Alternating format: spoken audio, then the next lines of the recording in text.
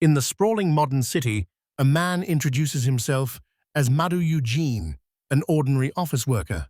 Under the scorching sun, he groans in pain, complaining about the unbearable heat. In his soul, he curses his foolish bosses for making him wear a jacket in such weather.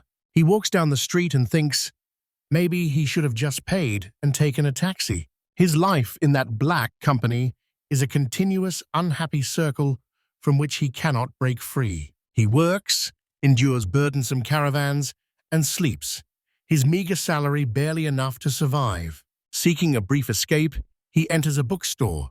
He is drawn to a new book. He lifted the light novel like a trophy and called it his only entertainment lately. Finally, he remembered how he played fantasy games and enthusiastically immersed himself in stories about invincible heroes. Lost in dreams, he wishes the goddess would lift him and carry him into a world like a game. The fantasy fades, and he, sighing heavily, recalls that he must return to work. Suddenly, from the shadows, a sinister voice whispered, "I have found him." His eyes open wide in shock as the world around him begins to fiercely collapse. He found himself alone in the middle of an endless, empty white space, completely bewildered. In the distance, he noticed a small, hunched figure and asked himself, "Is it a ghost?" Feeling someone standing behind him, he flinched and, confused, turned around. "Huh?" The shadowy figure struck him with one quick, powerful blow. He staggered and flew back. The mysterious attacker calmly apologizes for the suddenness of the attack. A calm, winged child appears before him and announces that he is being sent to another world.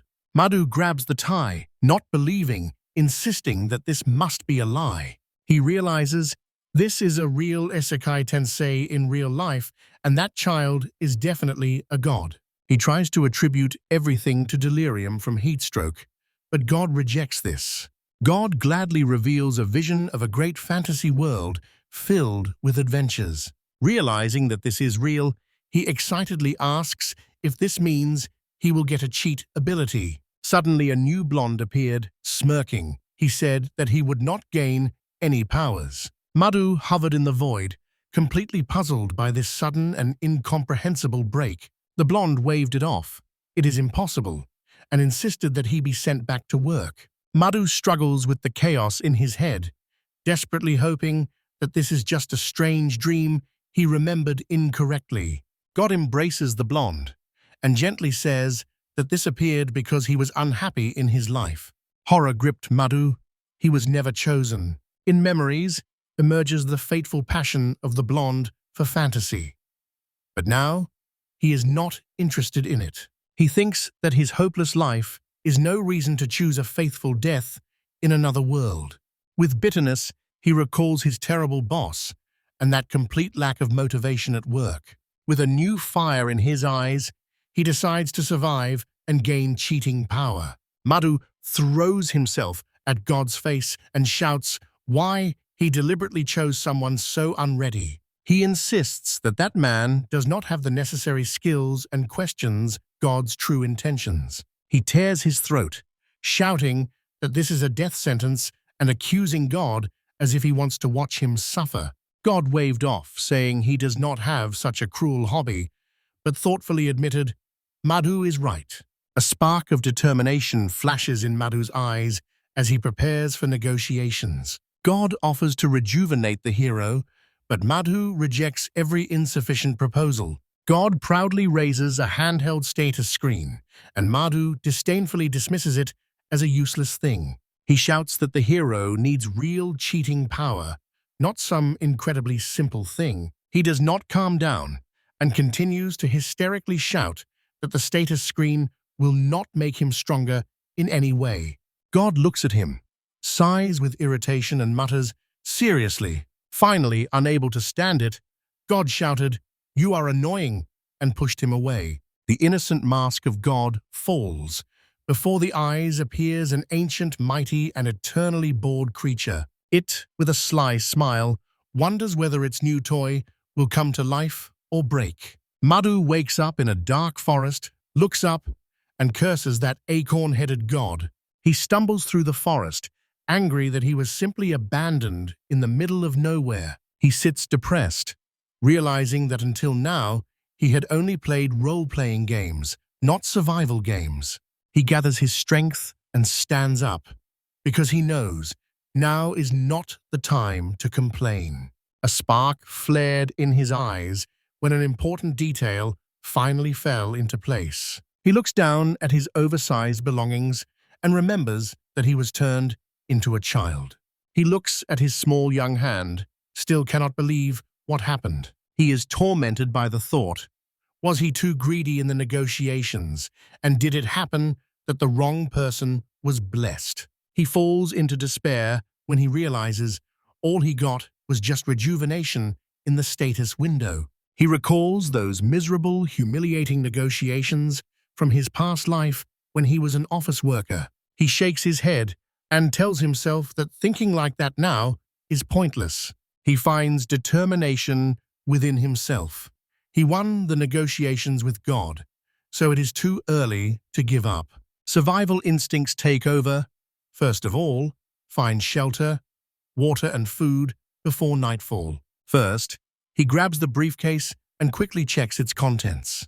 He lays out his meager belongings, office supplies, a flashlight, and a dead phone. He notices that his leather shoes are sturdy but completely unsuitable for running. He pulls out his oversized jacket, deciding that for now he will have to make do with what he has. Hunger and rage burn within him. He tightens his belt and bows to conquer this world. He carefully scans the forest, squinting with concentration and planning his next move. A small white circle catches his eye. He guesses it might be an activation button. He narrows his eyes and focuses all his willpower on the strange icon hovering in the corner of his vision. With just a thought, he gave the command, and a huge screen rose before him with a stunning sound. He stumbles backward and screams in shock. A stunning, holographic interface emerges before him. His eyes are wide open, filled simultaneously with awe and horror, and he whispers, "This is..." The huge screen completely blocks his sight, and he shouts that he can't see anything. The interface suddenly shrank to a convenient size, and he almost jumped. He recalls God's self-satisfied words about convenience and curses her stupidity. He looks at his miserable first-level stats and notices empty spots where blessings and titles should be. His face fills with burning curiosity as he examines the list of skills. He gaped. Before him spread a giant skill tree with over 100 options. The layout is familiar and intuitive, like the old video games he once played. He understands. To level up, he needs skill points. But how to earn them, he does not yet know. Returning to old habits, he decides to meticulously record his stats in a notebook. While he writes, a sudden rustle in the nearby bushes sharply draws his attention. He turns sharply, frightened by the sound coming from the dense thickets. From the bushes burst a fierce, muscular rabbit with a single sharp horn. Panic seized him. He realized that being fixated on skills, he had become careless and vulnerable. He assessed the monster. Thoughts were bustling. He knew he had no real combat experience. He stands aside and calmly gazes from afar, estimating the size of the creature and its main weapon. He imagines the horn piercing him, confident that the pain and shock would kill him. He decided that running away was too risky. He needed a safer and more reliable method. He confirms that the horn is its primary weapon, so the attack will be a simple charge. He takes off his jacket. Every move is deliberate. The jacket is to become part of his plan. The rabbit dashed forward like a bullet. He knows this will probably be his only attack. He, with grim determination, holds the jacket ready and shouts, "Here it is!" The rabbit's eyes locked onto him, and the rabbit was closing the distance at dazzling speed. He tenses, preparing to execute the counter-move he devised himself. The creature is insanely fast, but he tells himself he is not yet too late and will manage to act. At the last possible moment, he sharply turns and throws the jacket right in its path. The rabbit's horn pierces the fabric, its charge completely neutralized. He believes that an attack that cannot hit is futile. His plan works perfectly. His face is like a mask of deep concentration as he prepares for the next move. The rabbit's horn is stuck in the jacket. Now he is defenseless and open to attack. With a cry of despair, Madhu says goodbye to his dear, custom-made suit. He sharply throws this jacket right into the path of the charging horned hare. The beast is tangled, and he jumps on its back to tame it. He growls at the struggling creature, "Do not dare resist." With a grimace, he declared, "This is the final blow. He has been preparing it for an hour." He angrily complains that he ruined an 8,800 yen tie, pulling it with all his might. Collapsing next to the dead creature, he gasps for breath and wonders if this is finally the end. He clutched his chest, gasping after the fierce fight. Standing alone in the endless forest, he raises a victorious fist to the sky. The frame slowly fades and disappears into black. This clash is over. Catching his breath, he realizes it is too early to celebrate. He needs shelter. He sees a huge ancient tree and wonders, can he climb it? His inner white collar has a brilliant idea: to use a belt as an aid for climbing. Clinging to the rough bark, he pulls himself up, determined to reach the high branches. He curses his rejuvenated body again, roaring and putting all his strength into the ascent. Exhausted, he finally grabs a high branch, fearing he might die now. From his viewpoint, neither the city nor any signs of civilization are visible. An endless sea of trees stretches around, and no exit can be seen. He looks at the boundless, frightening forest and feels the weight of his loneliness. A tiny god smiles mockingly, and this smile finally confirms his suspicion. The god wants to see him dead. But inside him a new feeling begins to stir, a spark of hope. He noticed the sunset and realized that at least now he could determine the direction. He notices a clearing in the trees and immediately understands. There might be a river there. Beyond the forest, he sees mountains and hopes that there is a village beyond them. Although despair gripped him, now he sees a way forward, a glimpse of the future. A determined smile blossomed on his face. He declared that he would conquer the sea of trees. The introductory page shows how the god throws Madhu Eugene into a completely different world. The chapter's title page says he will have to break through this cruel world, relying only on his status screen. He imagines a happy ending, lying relaxed in a hammock while monsters watch him. He screams in frustration, asking if this is really a happy life in isekai. Waking up on a hard branch, he realized that his cozy fantasy was just a dream. He groans in pain, complains about the terrible sleeping conditions, and longs for his bed. Again on the ground, he decides to find a river and get food. He raises his gaze to the clock, a useful tool that tells the time in this new world. He looks admiringly at his multifunctional solar clock, as if holding a piece of modern wisdom in his hands. He clings to the rock, completely focused only on surviving here and now. A small bird flew past his face, sharply pulling him out of his thoughts. His eyes follow the bird, a spark of curiosity flashing on his face. The bird led him to a bush covered with unfamiliar fruits. He decided they could be eaten. He decides, if this fruit is poisonous, his journey will end anyway. He takes a huge, desperate bite. The taste explodes in his mouth. His eyes shine with pure bliss. The fruit is incredibly tasty. Overflowing with joy, he immediately rushed to take care of food, hurriedly gathering supplies. He feels that he is finally making some progress in this world. He decided to check the status screen, and suddenly noticed that something new had appeared. Above his head, a message suddenly appeared. He had acquired the gathering skill. He wonders, did he gain the ability just because he picked that fruit? Finally, he understands. Every fight and every gathering give experience to the skills associated with them. He jumps for joy when he realizes this world is like a video game. Now he is confident. If he continues like this, he will survive. His confidence grows as he gets used to the routine and brushes his teeth. A rustle in the bushes catches his attention, but he is not worried at all. He felt that there must be something there, and he was not mistaken. He is sure that killing this humanoid creature will be easier than killing a rabbit.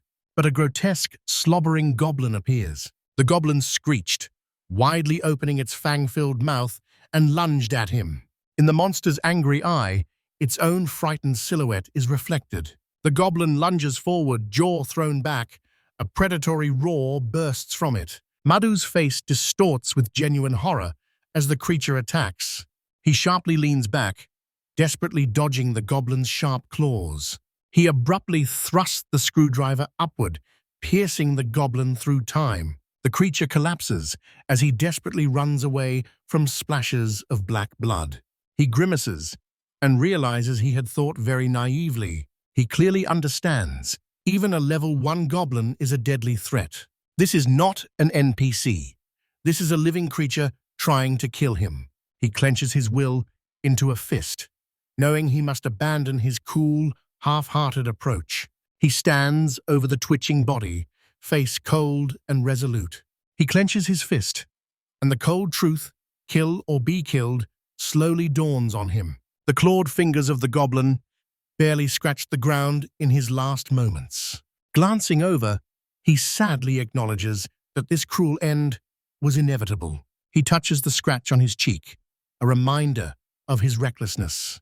He knows, if not for his excessive overconfidence, the fight would have gone much easier. He hopes the wound won't fester, and still firmly holds the blood-covered screwdriver in his hand. He tells himself, this is not a game world. One must be careful. He cannot contain his curiosity. What did the goblin drop when it first appeared? His eyes widen in shock as he sees that eerie object. It is a severed human hand, a chilling reminder that people die here too easily. From the trees, a dark, sinister aura seems to press down on him. A sudden tremor shook the entire forest and caught him off guard. The ground beneath him suddenly twitches, and he loses his balance. He stumbles, tensing before the appearance of yet another terrible monster. The force of the blow knocks him off his feet. He falls to the ground. From the ground, he looks up, eyes wide open with anxiety. Nearby, the ground begins to bulge upward, as if signaling that something new is about to appear. "What is this?" he shouts, hastily retreating from the commotion. Suddenly, a round, fluffy creature appears like a mole and squeaks, "Moku!" He immediately confused thought, how cute it is. He realizes it was not an attack, but does not know how to deal with it. Moku concentrates and charges a ball of dark energy. It instantly becomes clear that he is a mage. Already at a distance, and knowing nothing about that attack, he chooses defense. A wave of energy strikes his briefcase with explosive force. He roared in pain. The blow was so strong that his arm went numb. He knows for sure a direct hit would be fatal. He understands that he can no longer block, and dodging would be too risky. He has only one way out, to rush straight at the enemy. Two Mokyu look as if puzzled by his aggressive lunge. The second Mokyu emits a questioning squeak, approaching. He leaps into the air and brings his leg down with a powerful axe-like strike. A brutal kick lands, smashing the creature's skull. Blood splatters everywhere. The threat from afar was removed, leaving him gasping over the corpse. Madhu was suffocating, resolutely refusing to be crushed before he could retreat. Sweat drips from his forehead, and a message suddenly flashes in his tense gaze. He falls, exhausted to the last drop, and finally reaches the second level in this mercilessly brutal world. Dragging himself through the forest, he grumbles about the terrible conditions for camping. He recalls continuous, exhausting battles that drained all his strength. He walks on tiredly, clothes and body covered in dirt. The burning pain in the wound seems to whisper to him, it must be washed as soon as possible. He is dirty and dehydrated and knows that he is about to reach the limit of his strength. Suddenly he froze. A clear babbling of running water sounded in his ears. He burst into a desperate, gasping run.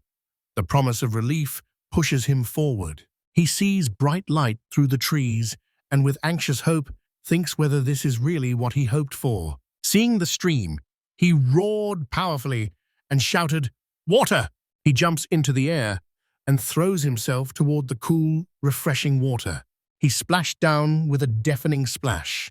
The briefcase tore from his hands and flew away. His worn suit, now clean, hangs on a branch and dries over the stream. He scoops handfuls of water with his palms and drinks deeply, gratefully. Peering into the crystal-clear stream, he was pleased to see that fish lived here. He also has a rabbit carcass, a good supply of meat. Now clean, he feels that his survival preparation is perfectly complete. A confident smile spreads across his face as he decides his next move. Posing with the fish, he declares that it is time to test his fire magic. He comes across a large, well-protected hollow in a tree and makes a bed there. Settling into the new base, he summons his holographic status screen. He asks the system, "Give me the skills needed to move forward." Spending 2 points on leveling up, he decided to master fire magic. He smiles happily, pleased that he still has 1 point left. He exclaims joyfully, raising his fists in a burst of pure, genuine excitement. The notification confirms he has acquired Fire Magic Level 1. He remembered the classic spell, Fireball, which he had seen in so many games. Sitting on the bank of the stream, he decides that it's time to try out his new skill. He confidently makes a finger gun gesture, his heart pounding with anticipation. Focused and determined, he points his finger, ready to unleash his new power. He shouts the spell, commanding the fireball to fly. The forest stubbornly remains silent, and his spell does not appear. He taps his chin with his finger, pondering. Was the spell too simple? He tries again, shouting, "Fireball!" and does it with new strength and confidence. He catches himself thinking that maybe the reason is in the shape of his hands. He pushes his hands forward, shouting for the fireball to fly. Again, nothing. A fish jumps out of the water as if mocking him. He closes his eyes and tries with all his might to stay calm. His self-control shattered into pieces. He rages over 2 wasted skill points. He screams in despair that he sacrificed so much for this useless skill. He forces himself to calm down and coldly analyze the situation. He realized this spell is the missing piece of the puzzle. A close-up of his eye. You can see it burning with tension, fully focused on finding a solution. He decides to try a more official approach, following the customs of his homeland. He theatrically begged the spirit of fire to lend him its power. The forest fell silent. His great plea remains unanswered. He tries to laugh it off, but his irritation grows before his eyes. He tries again in simpler Japanese, this time begging for a fireball. His face twisted into a mask of pure rage due to the complete failure. His attempts turn into a frantic, pleading dance of fire. He collapses, completely and finally defeated by his magical ineptitude. Curled up in a ball in a tree hollow, he decides to simply forget about fire magic. He comes to the conclusion he needs a specific mantra that he simply cannot know. Finally, he stops. That's enough for today, deciding at last to go to sleep. The next morning, everything begins with the cheerful chirping of a bird.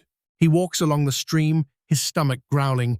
He really wants hot food. He notices another goblin and mentally asks himself if he will have to go through this again. The goblin lunges forward, raising his mace high, but there is no fear in him anymore. He calmly prepares a screwdriver, his face cold and focused. He stands opposite the creature, unimpressed by its clumsy aggression.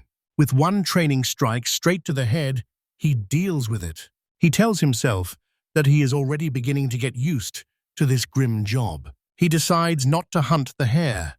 He needs not just to survive, he desires more. Deciding to enjoy his own growth, he suddenly saw a notification before him. He froze in surprise. He simply leveled up, and he gained a new skill. He desperately scans the status screen, searching for this new combat skill. He comes across it in another category, lunge, shining with potential. He reads the description and rejoices. Finally, he has acquired a movement skill. Standing in the clearing, he prepares to test his new ability, lunge. Suddenly, he realizes it won't work while he is just standing still. He sighs heavily, recalling the injury from his failed experiments with fire magic. Walking, he activates the skill, and the world around instantly blurs. He looks around with awe, captivated by the power of a true active skill. He noticed that his mana quieted down, and it works without shouting. He thinks that although it is impractical right now, it still has one drawback. He smiled crookedly, noticing that the boot was torn off his foot due to the crazy speed.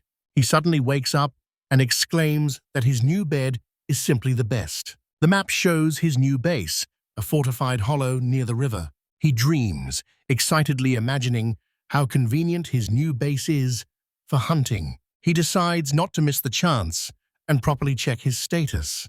The status screen lit up, showing his third-level characteristics and new attribute bonuses. He suddenly realizes these bonuses will greatly affect his future development. He estimates what his characteristics would be if he reached the maximum, level 99. He imagines himself absurdly muscular, like a highest-level character. He wonders in surprise how it is possible. He learned to do a lunge just by reaching the third level. Suddenly he understood.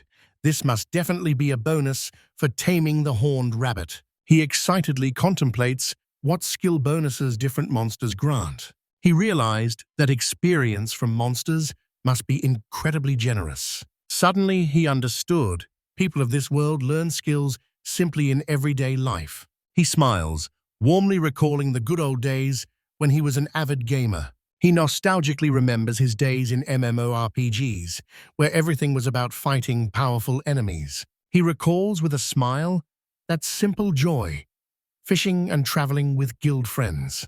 For 6 years, he sought only power and gave up everything else for it. He became the #1 player on the server, a fierce god, worshipped by all. He remembers that vain glory and honestly admits it was the most fun thing that ever happened to him. He looks at his notebook and suddenly realizes this world suits him perfectly. He slaps himself in the face, trying to break free from obsessive delusion. He convinces himself, I am already an adult and have no right to make the same mistakes again. Curled up in his hollow in the tree, Loki slowly and peacefully falls asleep. The next morning, the sun slowly rises over the endless quiet forest. A barely audible sound caught his attention to a small hole in the ground. A fluffy, mole-like lump of dirt. You burst out from under the ground with a joyful cry. Already up to his ears in hunting, Loki boldly declares this is his second kill of the day. He stands in a heroic silhouette over the fallen monster. Celebrating his flawless execution, he suddenly sees a notification. His level has risen to 5. A small drawing shows his unexpectedly simple strategy, a sling for stones. He scrutinizes his profits and concludes moles are the most profitable prey. He wonders, maybe goblins with sticks are a rare species that yield better prey. A sharp, unfamiliar scream from above suddenly cuts through the forest silence. He peeks from behind a tree and excitedly marvels at what new monster has appeared. His blood froze when he realized this is not a monster, but a human. Hearing a frightened child's voice, he understands that someone is being attacked. With a grim determination in his eyes, he firmly decides to arrive in time. A mock appears and, cursing, grumbles that it is bothering him. For a brief moment, the creature does not notice his presence at all. With one swift kick, he drives the mole away, ordering him to move. He knows the appearance of the mole means only one thing: he must already be nearby. Ashi. Finally, noticing them in the clearing, he shouted, "I found you!" He sees two children, a chubby boy and a little girl, who are running away in terror. A third blonde boy bravely holds off three goblins with a sword. The leading goblin, with a sword in hand, noted that he was used to fighting no more than two. A gruesome memory of a severed hand flashes in Loki's mind. He rushed forward, swearing that he had seen enough of people dying. The blonde-haired boy, Jink, asked for help and declared that he would draw two goblins onto himself. Loki was genuinely surprised.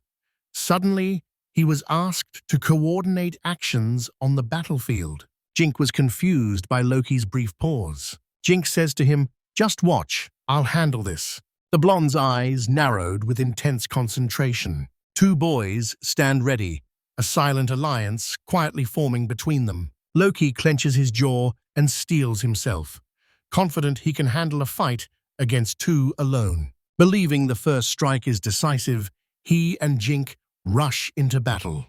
He whipped the briefcase straight into the surprised goblin's face. He curses as his next screwdriver strike is blocked. He delivers a powerful blow and, growling, orders the goblin not to get up. When another goblin lunged at him, he clenched his teeth and prepared to take on another one. He grabs the goblin, thinking that he is already used to this rhythm of battle. He deals with the creature and looks for the next target. He glances to the side and realizes that Jink has been knocked down. He instantly uses the skill dash and rushes forward to intercept the goblin, threatening his new comrade. From the physical strain of the fight, he clenches his teeth. He knows he can't endure any longer, but he must keep moving. The goblin swordsman turns his gaze to him this day. Jink looks from the ground, powerless to return to the fight. Loki quickly asks the boy if he managed to defeat one of the goblins. He instantly assesses the situation and notices that the other goblins have not yet noticed Jink. He realizes from this distance he can definitely kill. Jink grits his teeth. He knows the last blow will be stolen from him. Loki's face contorts with effort. He prepares to strike. The screwdriver in his hand hits precisely, plunging deep into the goblin's neck. Blood splattered on Jink at the moment the monster fell. He stands, unbelieving his eyes, watching as Loki breathes heavily. The battle is finally over. Loki, a bit embarrassed, apologizes for stealing the last blow, and at that moment, a message appears on the screen. He is now level 6. In memory, the old attack bonus system seems to have come alive. The one from that MMORPG he played. He pondered, this system could decide whether you become a hero or a demon lord. He is anxious, not knowing what to do.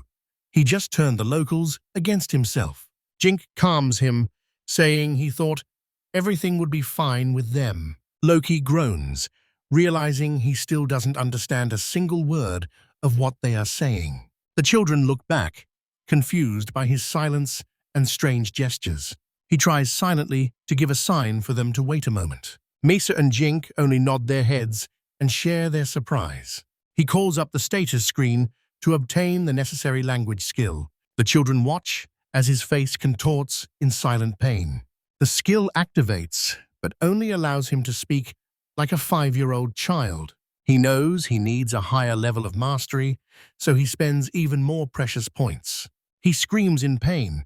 Another skill upgrade comes at such a cost. The sudden outburst of emotion from him scared the 3 children. Apologizing for scaring them, he buys another level with a heavy heart. He returns to the group exhausted, having spent all his points. He can finally speak and asks Mesa, does she now understand his words? He asks about the goddess's prayer, the one Jink has never heard of. He snorts contemptuously to himself at the very thought of the goddess. He asks the children if they live nearby. Jink tells this straight from his town Bisar while we are hunting horned rabbits. Pata and Jink immediately started arguing, each blaming the other. Misa shouts that she followed him because she believed Jink would protect her. Jink replies, ironically, Anyone would run away from a goblin with a sword. Loki strangely calms their noisy children's quarrel. A tiny, sincere smile played on his lips as he looked at them. He thinks that this whole world feels like a video game. He remembers that deep loneliness and fear of the first days of survival. And now, he can already talk to the children he just met. Mesa abruptly breaks away from the argument and rushes to him to ask if he is okay. He froze from surprise. Her sudden, sincere care truly impressed him. He smiles and says that he just felt relief. He finally met someone. Jin assures that if they hurry, they will reach Bizarre before night. He notices that Pata is struggling to keep up with the pace. Loki looked at Pata and suddenly realized the heavy basket is pulling him down. When dusk falls, he turns on the lantern to light their way.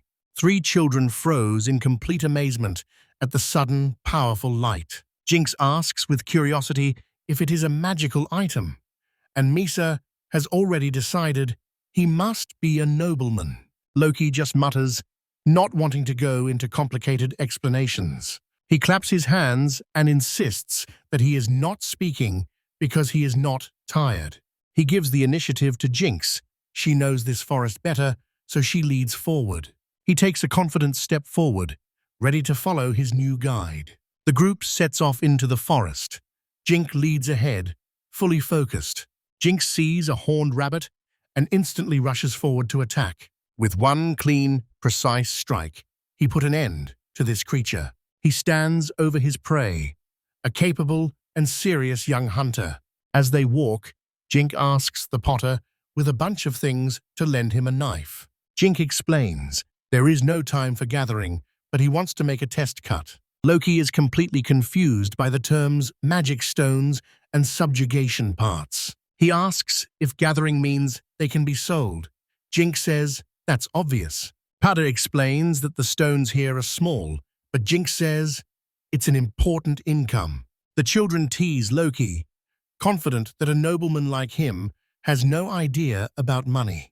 Loki panics inside when he realizes he is not a nobleman, but a corporate slave. Mesa, eyes wide open with admiration, asks, Shachiku, is that some incredible pet? Loki puts all the pieces together, and with a half-smile, asks if the 3 of them are a team. Mesa cheerfully confirms their roles. Jinx attacks, she gathers, Pada carries. She says she sells herbs and fruits, and this prompted Loki to ask about monsters. Mesa explained that the family pharmacy needs money, so she will have to work hard. Loki sincerely smiles, impressed by the maturity and enthusiasm of the young girl. He sharply looks down the path and suddenly realizes that Pada is no longer with him. Far behind, Padida is completely exhausted. Gasping, he struggles under the heavy load. The others encourage him, saying there is no need to hurry, everything will be fine. Pada raises his eyes, embarrassment on his face, as if he does not understand them at all. Finally, he catches up with the group and, gasping, apologizes for walking slowly. Loki became worried and asked if it was hard for Pada to understand his words. Pada unexpectedly says that at the next prayer, he intends to learn to understand languages from another world. He is tormented by the choice to run the household or to plow the land, and Loki laughs at this. Loki suddenly understood. Prayer is their version of his way of distributing skill points. Jinx abruptly stopped and asked if there was some creature in the trees or underground. He explains that the creatures called flower moles are very sensitive to sounds. He demonstrates, tapping with a knife pressed against a tree to lure someone outside.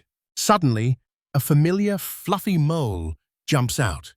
Loki instantly recognizes him from the previous fight. Loki praises his skill, and Jinx proudly says that his hunter father taught him. They continue their way deeper into the dense, great Palmelia forest, where the sun breaks through the leaves in patches of light. Loki asks about Jinx's future plans, and the boy says he is going to the Locker Plains. He says that monsters there are stronger, and he is not ready for them yet. Loki thinks that Jinx is probably worried about how to protect his younger comrades. Jink admits that he must become strong to support his mother and brother/sister. Loki froze in silence. The boy bore heavy adult responsibilities. Silhouettes reveal the heavy burden of children, family, money, and their future professions. Madhu thinks that for children his age, such responsibilities here are quite ordinary. He looks around and uncertainly wonders, did he make a mistake thinking he looked like a nobleman? Jink turns around with a bright smile and suddenly realizes they haven't even exchanged names. While Jink waits for an answer, Madhu already knows exactly what name he will say. "Sorry for being late," he said, and confidently introduced himself to the group. "I am Loki." He closes his eyes with satisfaction and thinks to himself that this name sounds just perfect. The children froze in complete shock and stared back when Jink asked about that demon lord. Loki can only make one puzzled sound in the suddenly silent forest. A powerful memory surfaces, his legendary gaming avatar, the terrifying evil god Loki. He remembers how he was once the strongest player in the virtual world he ruled. Once, in the life of a gamer, his powerful avatar was named Loki. He came from another world and never intended to hide the truth about himself. He didn't even think that he needed to use a fake name at all. After all, his status screen was completely empty for everyone except him.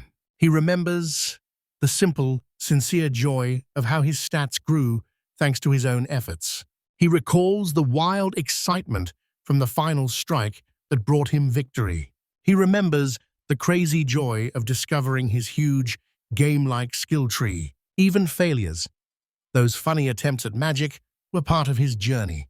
Surrounded by systems, as if from a game, he thought the legendary name Loki suited him perfectly. But now, at this moment, he realizes what an incredibly embarrassing name he chose.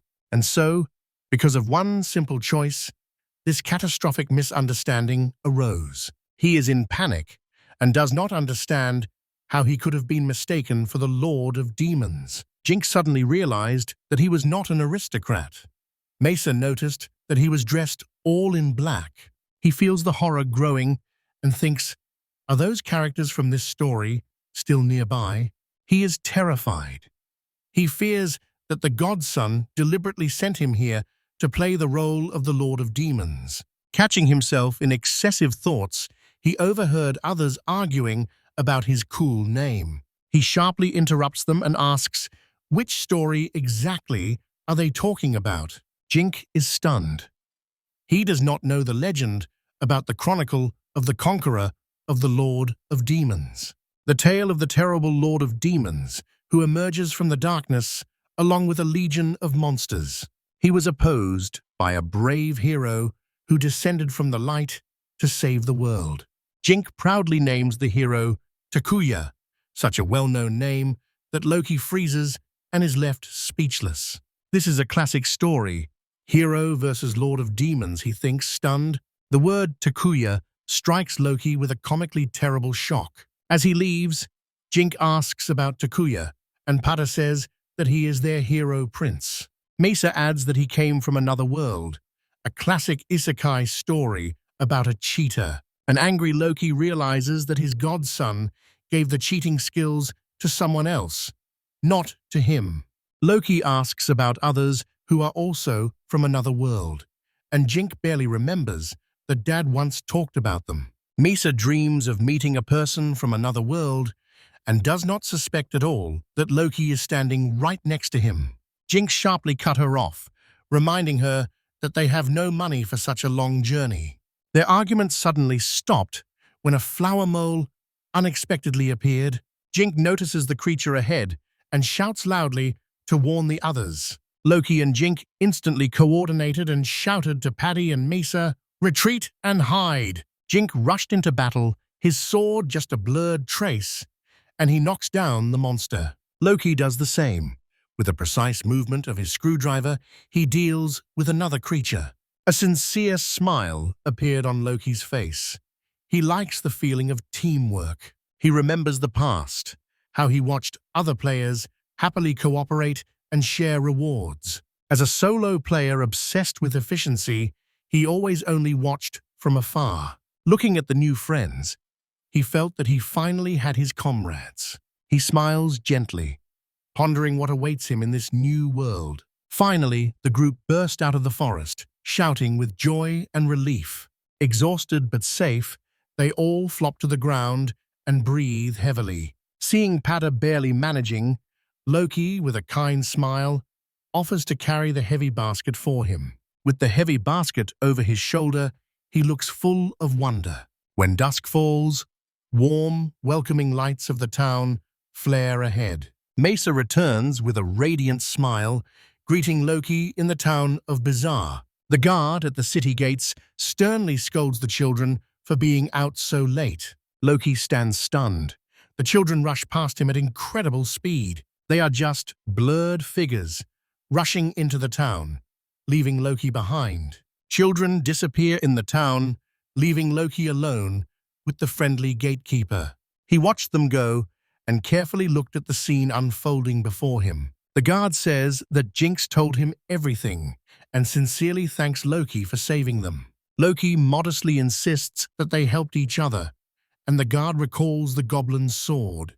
Jinx steps forward and raises the sword taken from the goblin for inspection. The guard examines the blade and notices there is almost no rust. It seems it was just dropped.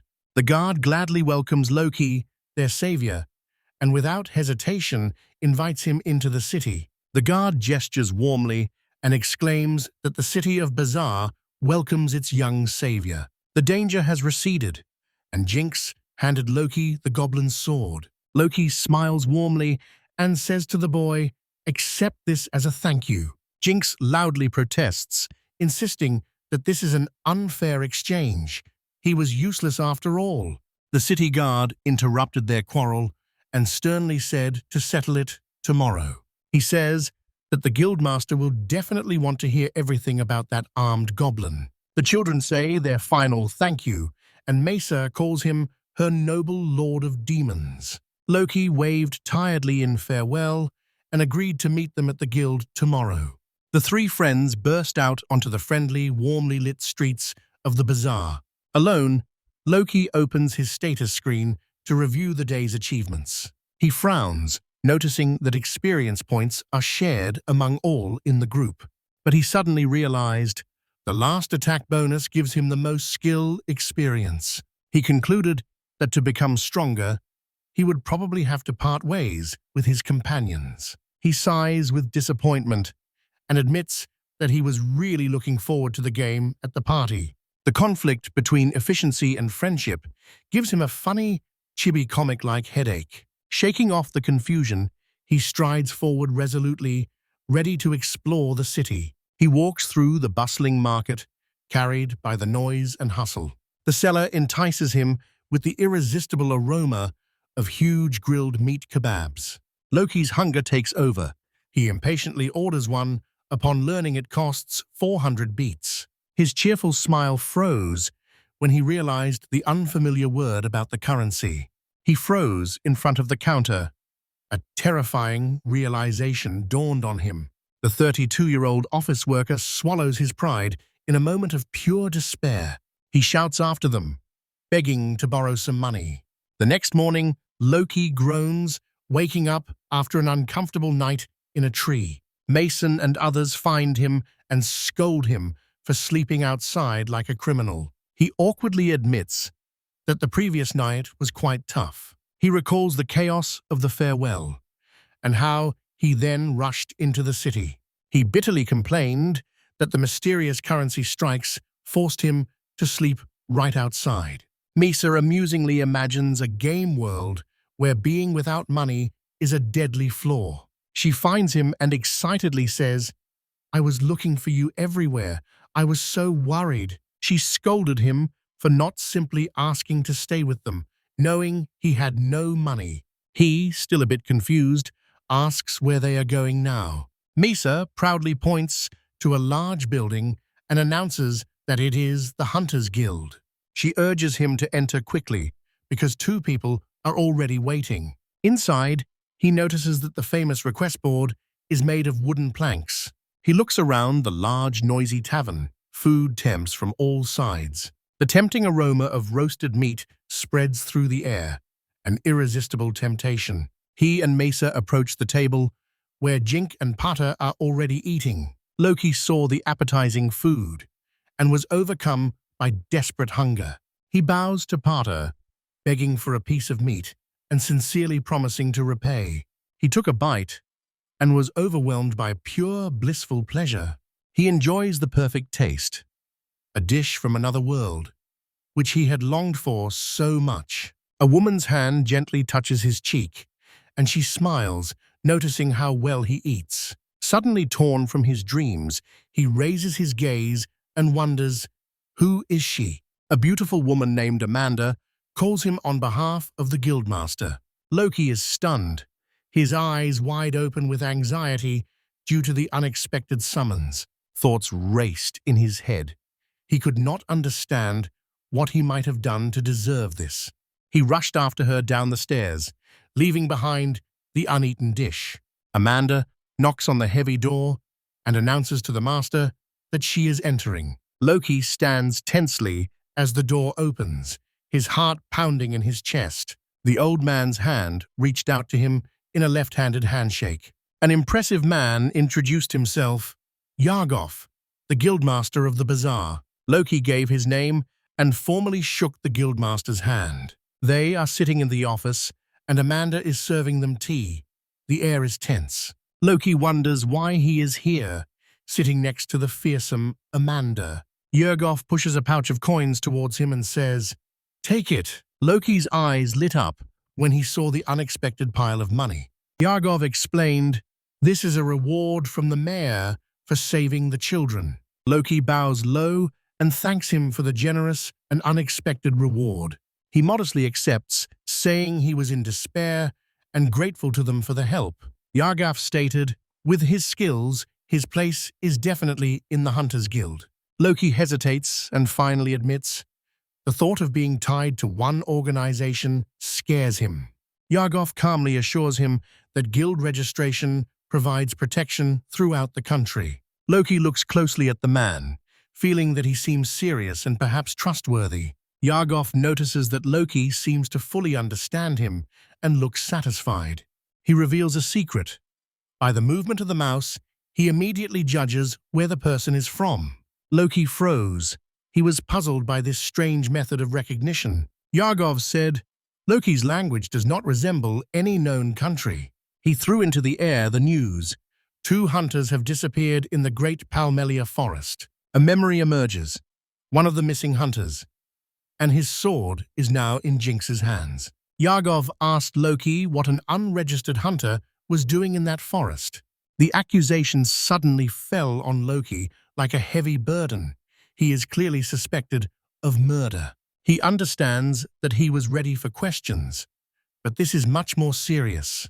He knows that a failed lie will instantly expose him, so he must tell the truth. He resolutely rejects any accusations and insists that he cannot reveal why he is in the forest.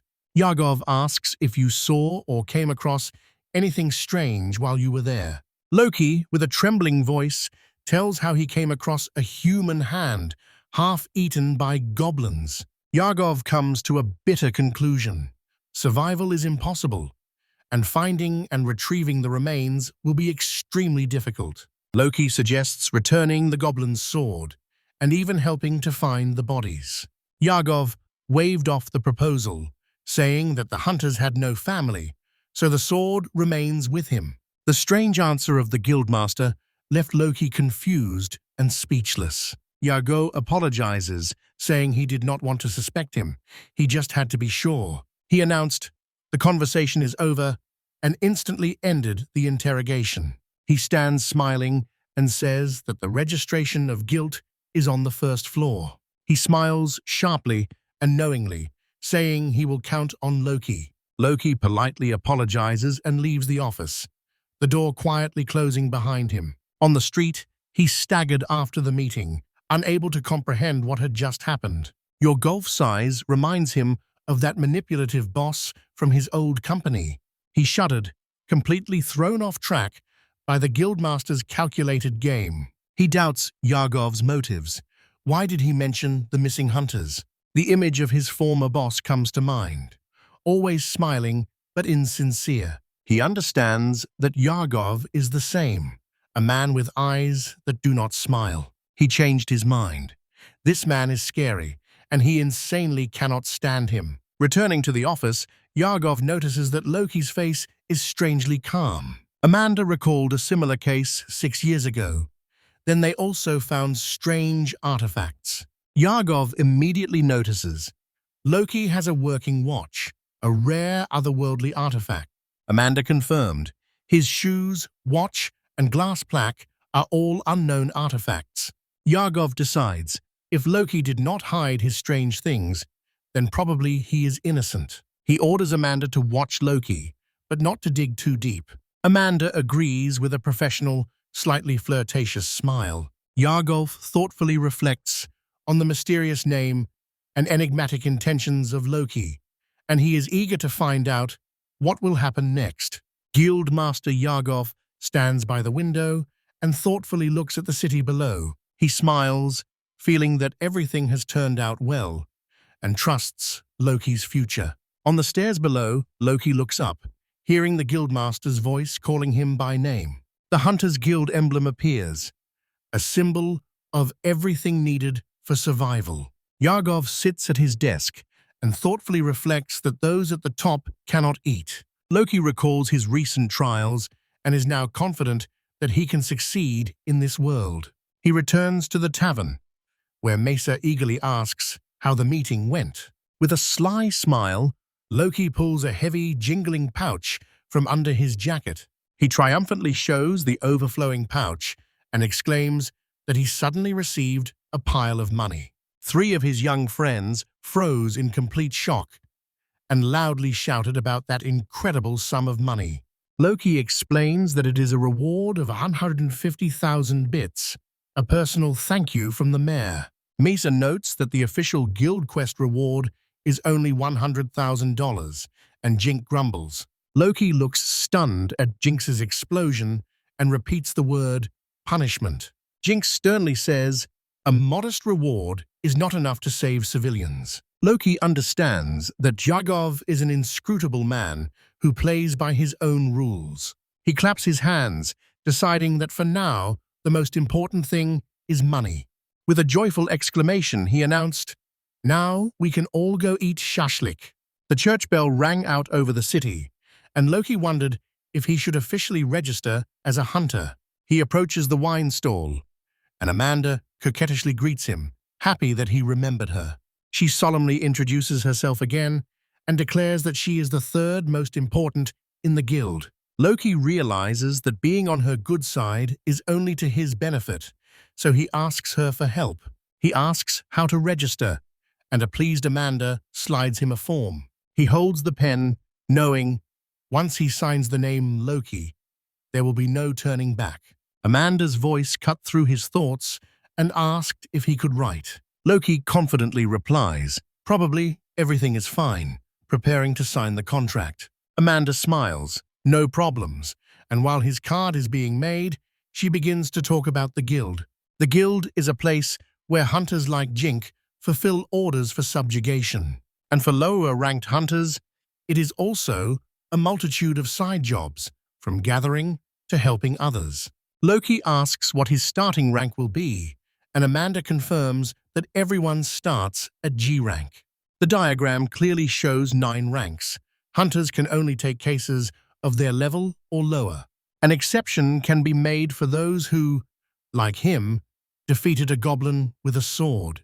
Peter asks what is needed for promotion, and Amanda says with a smile, that's a secret. Loki then asks if there are any special tests for promotion. Amanda smiles and says, that's a great question. She says that to rise to level B and above, one must pass a practical exam, and to reach S, pass an interview. She smiles and tells him that to rise in ranks, he must help and prove his strength. Loki understood everything down to the last detail. This world is a true meritocracy, where hard work is always rewarded. Suddenly, A memory of an old job surfaces, where the more he tried, the more work poured down on him. Amanda returns to the counter and hands him the newly issued hunter card. He lifts the G-rank card, and Amanda wishes the new hunter Loki good luck. Good luck. When the explanation ended, Amanda asks if he has any more questions. She winked, and it became clear. The guildmaster asked her to look after the newcomer. Loki is touched by the gesture and sincerely says he is very grateful for the help. Then he asked her for advice, where a beginner could find a good hunting spot. Amanda pointed to the map, showing the first tier of the Great Palmelia Forest. Loki suddenly remembers how Jink talked about the forest and wonders, what is a stratum? The milky spots in the forest are for beginners, and its depths hide many secrets. Intrigued by the idea of an unknown place, Loki asked to hear more about it. Amanda explains that the forest consists of layers, and once a group needed 60 days to reach the second layer. Loki froze in awe, realizing that the forest occupies a quarter of the entire continent. He blushes with excitement. It seems to him as if this is the final dungeon in the starting village. He does not hesitate and asks the next question, about hunting monsters without an official request.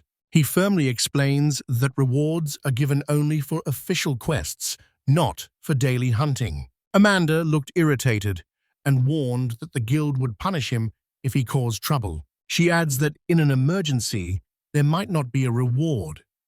Loki says that suits him. She looks at him with a fierce gaze. Her patience is already at its limit because of his endless questions. Loki had an idea. Maybe he should venture deeper into the forest? He postpones this for now because he knows. First, he must go to his goal. Amanda, irritated, tells him that now he must understand the rank limitations and start valuing his life. Loki, with a sly smile, prepares to ask his next question. He sincerely thanks the completely exhausted Amanda for answering his avalanche of questions. She persistently tells him, go to the reference room and read books. There you will find more information. She warns him that these books are too valuable and chained to protect them. A wild gleam flashes in Loki's eyes, and he promises to be very careful. He walks away, smiling with relief. Good thing he didn't try to ask all his questions at once. He notices that paper here is a real luxury. Most documents are on wooden tablets. As soon as he leaves the guild, Jink calls after him. Jink proudly shows off his new hunter's card and asks if Loki has already registered. Loki smiles broadly, raising his own card in silent, shared victory. Jink joyfully announced that he sold a goblin sword for 22,000 bits and will split the proceeds evenly among the four. He raised another sword and said he was going to sell it now. Loki immediately says he will go with him to the workshop where they make armor. Jink leads the way through the noisy streets, and Pada asks if it is still far. In the shop, a stocky blacksmith offers a miserable 50,000 beats for the sword. Loki is shocked, pleadingly asking the man to raise the price to $80,000. Pada explains to Messi they wanted to separate the profits from the sword. The blacksmith snorted contemptuously in response to Loki's counteroffer. He crossed his arms, categorically refusing to buy at a loss, and instead offered 40,000. Loki looks completely hopeless. It seems his hopes for a good price are shattered. But suddenly, a sharp, calculated gleam flashed in his eyes, and his manner instantly changed. In a calm voice, he asked the blacksmith how much this sword could be resold for on the open market. The blacksmith grunted shortly, without a word, confirming Loki's suspicion. Loki reveals that a similar sword was sold for 100,000 beats. That will be its resale value. He insists that the blacksmith will still get a considerable profit, and his words stun the man, making him fall silent. The blacksmith responds with a counteroffer, 60,000, saying he needs to make money. Loki slyly smiles, ready to play his last devastating trump card. He says directly, That sword was bought there by one of the missing hunters 10 days ago. He leaned closer and asked in a bitter tone whether the blacksmith wanted to profit from the fallen comrade. He offers a compromise, 72,000 beats. The blacksmith growls in irritation. Loki adds, if that is not enough, the sword will become a gift for Pada. Broken by defeat, the blacksmith agrees to buy the sword for 72,000 beats. Loki immediately asked the shocked blacksmith how much a small knife costs. He shows off in the new local style. The set cost 3,000 beats. He also boasts about his new sturdy leather boots, for which he paid 40,000 beats. Having acquired the weapon, he discarded his initial gear and finally put on the real one. He wildly celebrates in his new room. Finally, he has a place to spend the night. He plops down on the bed, happy that everything is going so smoothly. The clock in his room begins to ring loudly. Loki sits in his room and thinks that it is already late, time to set off. He holds his breath, examining the details of the room. The clock, the stone magic lamp, the wooden planks. The next day, Amanda greets him at the guild and, smiling, praises his new attractive appearance. Behind the guild counter, Loki turned to Amanda and asked about the matter he had requested earlier. Joy shone on his face when he realized he had received special access to F-rank quests. His face changes. He senses a catch in this unexpected approval. Amanda moved closer and fiercely reproached him to gather a team whenever there is an opportunity. As he leaves, Loki mutters to himself that there is no point in dispersing at all. He understands the logic and imagines his young friends in the roles they got at the party. But his tireless nature rebels against consciously reducing his own share of the rewards. Outside, the friendly guard at the gate greets him, happy that he has become a hunter. The guard smiles warmly and, in a fatherly manner, advises to return home before it gets dark. Loki froze in place. A simple and sincere gesture of care deeply moved him. He thoughtfully recalls how both Amanda and the guard cared for him. He waved back with a bright smile, promised he would do so, and set off into the forest. Now well-equipped, he heads into the wild wilderness with a basket on his back. He steps into the first tier of the Great Palmelia Forest, ready for hunting. He mentally calculates how much the local monsters are worth and builds his grinding plan. Seeing a horned rabbit, he decided it was time to test his new skills. The rabbit rushing at him was reflected in his eye. His perception became much sharper. He recalls his first clumsy fight, steals its determination, and decides to try. Suddenly gaining speed, he dodges the attack and delivers a clean, lethal blow. He exclaims joyfully, thrilled at how the upgrades have made his movements much sharper. He suddenly realized that his status screen was a much greater advantage than he had ever imagined. He moves with deadly grace, skillfully finishing off 2 more horned rabbits. He is confident that at this pace, he will even deal with the goblins in no time. He deflects the goblin's attack, his face full of rage and determination. With a powerful slash, he knocks down the creature and shouts, "That's it!" He revels in the feeling of his noticeable growth and says that this is the most exciting part. Raising his dagger, he vows to continue the slaughter with mad energy. The signature shows about an hour has passed since the start of his hunt. Dark, bloodied remains of monsters now lie scattered on the forest floor. Loki sits exhausted amid the bloody chaos. The grim truth of his work finally takes its toll. His face twisted with disgust, and he choked on the unbearable stench. The unbearable foul stench and the disgusting roughness of the slaughter assault his senses. He feels nauseous.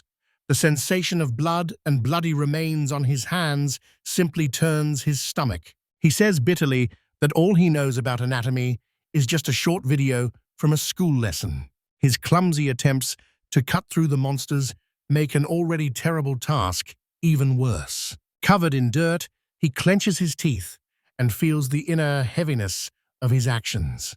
He nervously rummages inside the goblin's corpse, searching for a magical stone inside. Now, he will have to sever the creature's wrist to take proof of its subjugation. Carefully inserts the blade into the joint, selecting the right technique. His blood-soaked hand lifts a small crystal that shines, a magical stone. Grimacing, he finishes the disgusting work, his face a mask of exhaustion. He realizes with horror that processing just one kill took him a whole hour. He looks in despair at his bloodied hands. Around him, bloody consequences. He remembers how he once simply washed the blood away in the river without thinking. He recalls Amanda's quarrelsome words and feels like an idiot because of his own carelessness. He growls in despair because he knows defeat is death and there is nowhere to retreat. He notices that the knife is now slippery with blood. Working has become harder. He decides that getting angry is pointless and resolutely sets about fulfilling the daily quota. With a fierce scream, he forces himself to gather his willpower and see the task through to the end. Back in the city, the Hunters Guild building rises against the evening sky, and in her mind, Amanda confidently decides this is he, the one who defeated the goblin with the sword. She looks into his basket and, smiling, says that for a first hunt, such a quantity is truly impressive. Her eyes narrow when she sees his dirty, blood-soaked appearance. Loki stands awkwardly before her, covered in blood from head to toe. She exploded, scolding him for not preparing, and threw in his face. "Do you want to die?" She rages, reproaching him. "How could you not even ask about the simplest hunter's equipment?" Angrily pointing with her finger, she orders him to go wash his hands immediately. Suddenly he realized he had just been scolded like a child, because in this body he is indeed a child. Seeing his obvious fatigue, the tavern owner offers him food. She proudly lifts 2 huge skewers on which grilled meat glistens.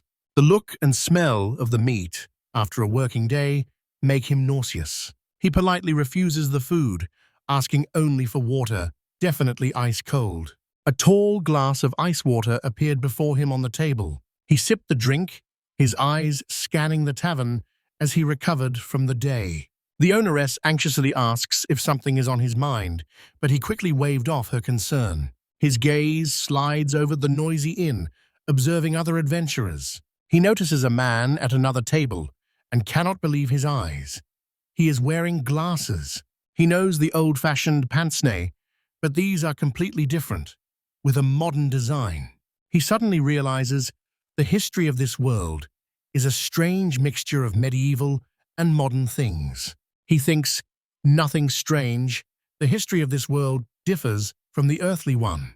He concludes, other reincarnators, like the hero Takuya, brought modern civilization here. He brushed off the thought, decided to live in the present, not dream of great revolutions. Amanda brings Loki's loot to Rhodey, the guild buyer, so he can process it. Rhodey instantly recognizes the basket. It belongs to the promising newcomer, Loki. He says the boy's work is impressive, though here and there, untidy cuts are visible. Rhodey jokes about Amanda, and she snorted irritably and waved him off. He smiles and calls Loki a promising newcomer the guild counts on. Loki sits at the table and sets his first big financial goal, 550,000 beats. A new chapter begins, and the initial forest monsters appear before us. In his book, he describes the expanses of shelves, the homes of aerial mantises and poisonous mice. Also described is the dangerous Ralph Forest, with giant orcs and small wolves. Loki concludes that the Palmalia Forest is, so far, his most successful hunting ground. He wants the book to include recommended levels, a classic gamer complaint. He leans back and feels that although he was reckless, it is probably safe for him here. Having finished the calculations today, he stretched his tired muscles. Rode, bursting into loud laughter, announces his earnings, an astonishing 48 of 500 hits. A huge amount for just half a day's work simply stunned Loki. Loki approached Rode behind the counter, a question on his lips. He asks if the reward changes depending on the quality of the materials. Rode vividly explains the 5-level rating system and notes that all of Loki's materials are B-level. Loki's eyes lit up, and he impatiently asked for advice on how to get the best materials. Rode advises him that while diligence is good, rest is also important. Loki suddenly realizes that Amanda cared about him, but another thought immediately takes over in his mind. His face twists into a maniacal smile because he becomes obsessed and strives to squeeze out maximum efficiency from himself. Amanda approaches him, saying his name with a gentle, understanding smile. She says she came to teach him the basics of hunting, as she promised, and her face becomes sly as she offers him a real and thorough lesson. Loki politely tries to excuse himself, saying he needs to buy supplies. Amanda sighs, asks him not to overdo it, but later seems to give in. She hands him a small package and says to accept it as a loan. Standing in front of the city church, Loki holds a silver coin and thoughtfully reflects on the assessment of his status. He wonders how others check their status, since he himself does not need to. Jink appears, smiling, and asks if Loki has finished hunting for today. Jink, leading Mesa and Poltu behind him, says with a smile that they are now going shopping. Seeing all his friends together, Loki suddenly had an idea. He smilingly extends a silver appraisal coin from Amanda and says that Jinx should receive it. Jinx is stunned. "You don't even need a free appraisal?" Loki says it would be a waste. Jinx admits 2 years have passed. It's time for him to leave, but he feels awkward taking it for free. Loki offers a deal. In exchange, Jinx must explain how the bizarre appraisal system works. He invents a weak excuse about training. Jinx begins to doubt his reasoning. Loki shuddered inside, knowing his made-up reason was a bit far-fetched. Jinx explains. Letters appear on the black plaque, showing someone's skills and level. The curious fan Loki can't resist and asks if that's all it shows. He presses, asking if any numerical values are also visible. Messa's eyes widen. It seems she understands what he is asking about. She excitedly blurts out about her newly acquired skills, and Loki panics. He quickly calms her down, warning that revealing abilities can make a person a target for slave traders. Jinx says that Mesa is fine, but she is shocked and demands to know why. The stern nun runs out, scolding them for idling and calling them demons. The children apologize to Sister Maris, and she suddenly notices an unfamiliar Loki. They introduce him as a strong new hunter and explain the situation to the sister. Sister Maris extends a hand offering help, but Loki politely declines, for now. He puts on his best business smile, thanks her, and sincerely promises to work hard. The nun praises him for his politeness and gently pats his head, reminding him that the goddess is watching. She advises him to accumulate virtues daily to receive the goddess's blessing. Loki snorts mockingly to himself, confident that the silly god who sent him is not watching at all. He reflects that children gain experience in everyday life, not just in battle. And for a hunter like him, the most effective way is to tame monsters. Jinx says it's time to set off, time to go shopping. Loki agreed. He needs to return before his end serves dinner. Mesa, Jink, and Pada wave happily goodbye, parting ways in different directions. Loki waved back, feeling a sharp pang of loneliness as he walked away alone. Soon he returns again to the simple village tavern where he stayed. Entering the empty room, he sighs quietly and wearily. He sits at the table and enjoys the fish dinner with relief. Meat does not appeal to him now. His face darkens as he recalls the bloody work of the day. A grim image of slaughtered monsters floods his mind.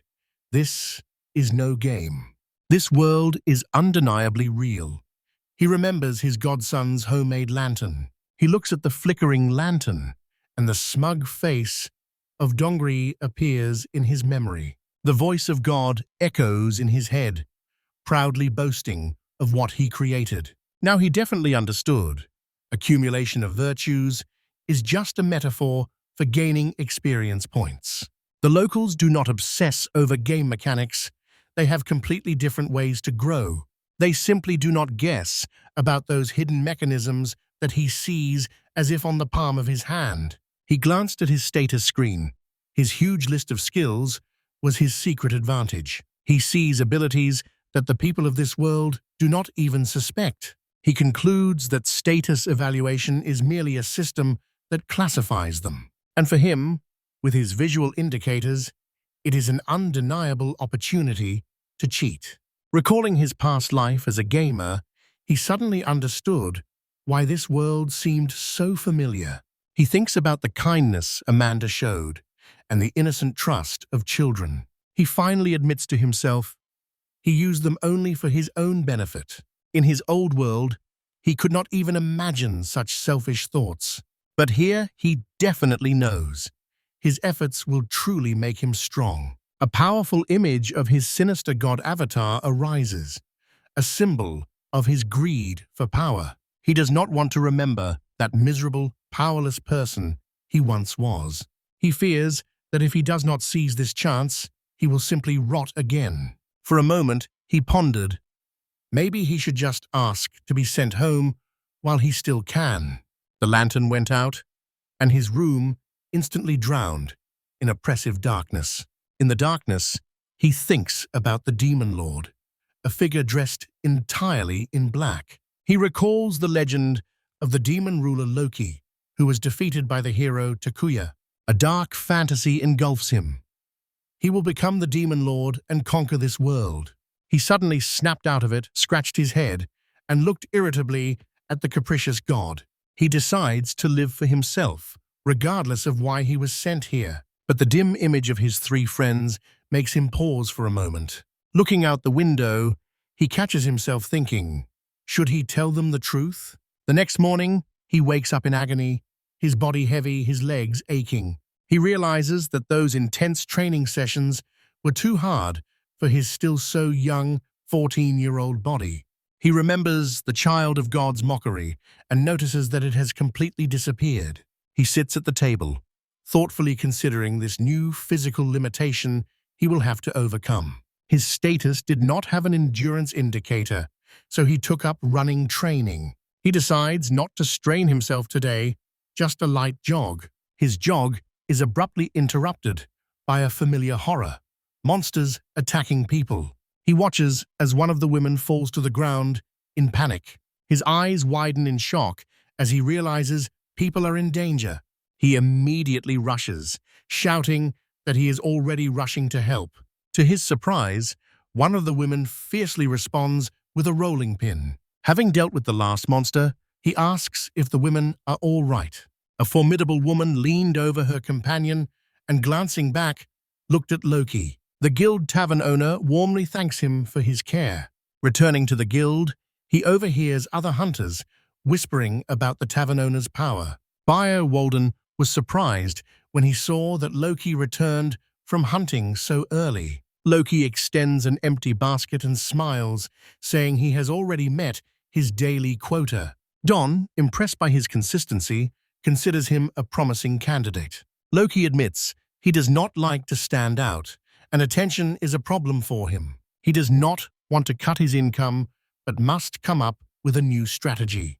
He dreams of earning 1.5 million bits for equipment to challenge the locker planes. Walden advises him to sell excess materials in specialized stores to avoid attracting attention. Loki suddenly remembered the unexpected power of the tavern owner, another piece of the puzzle.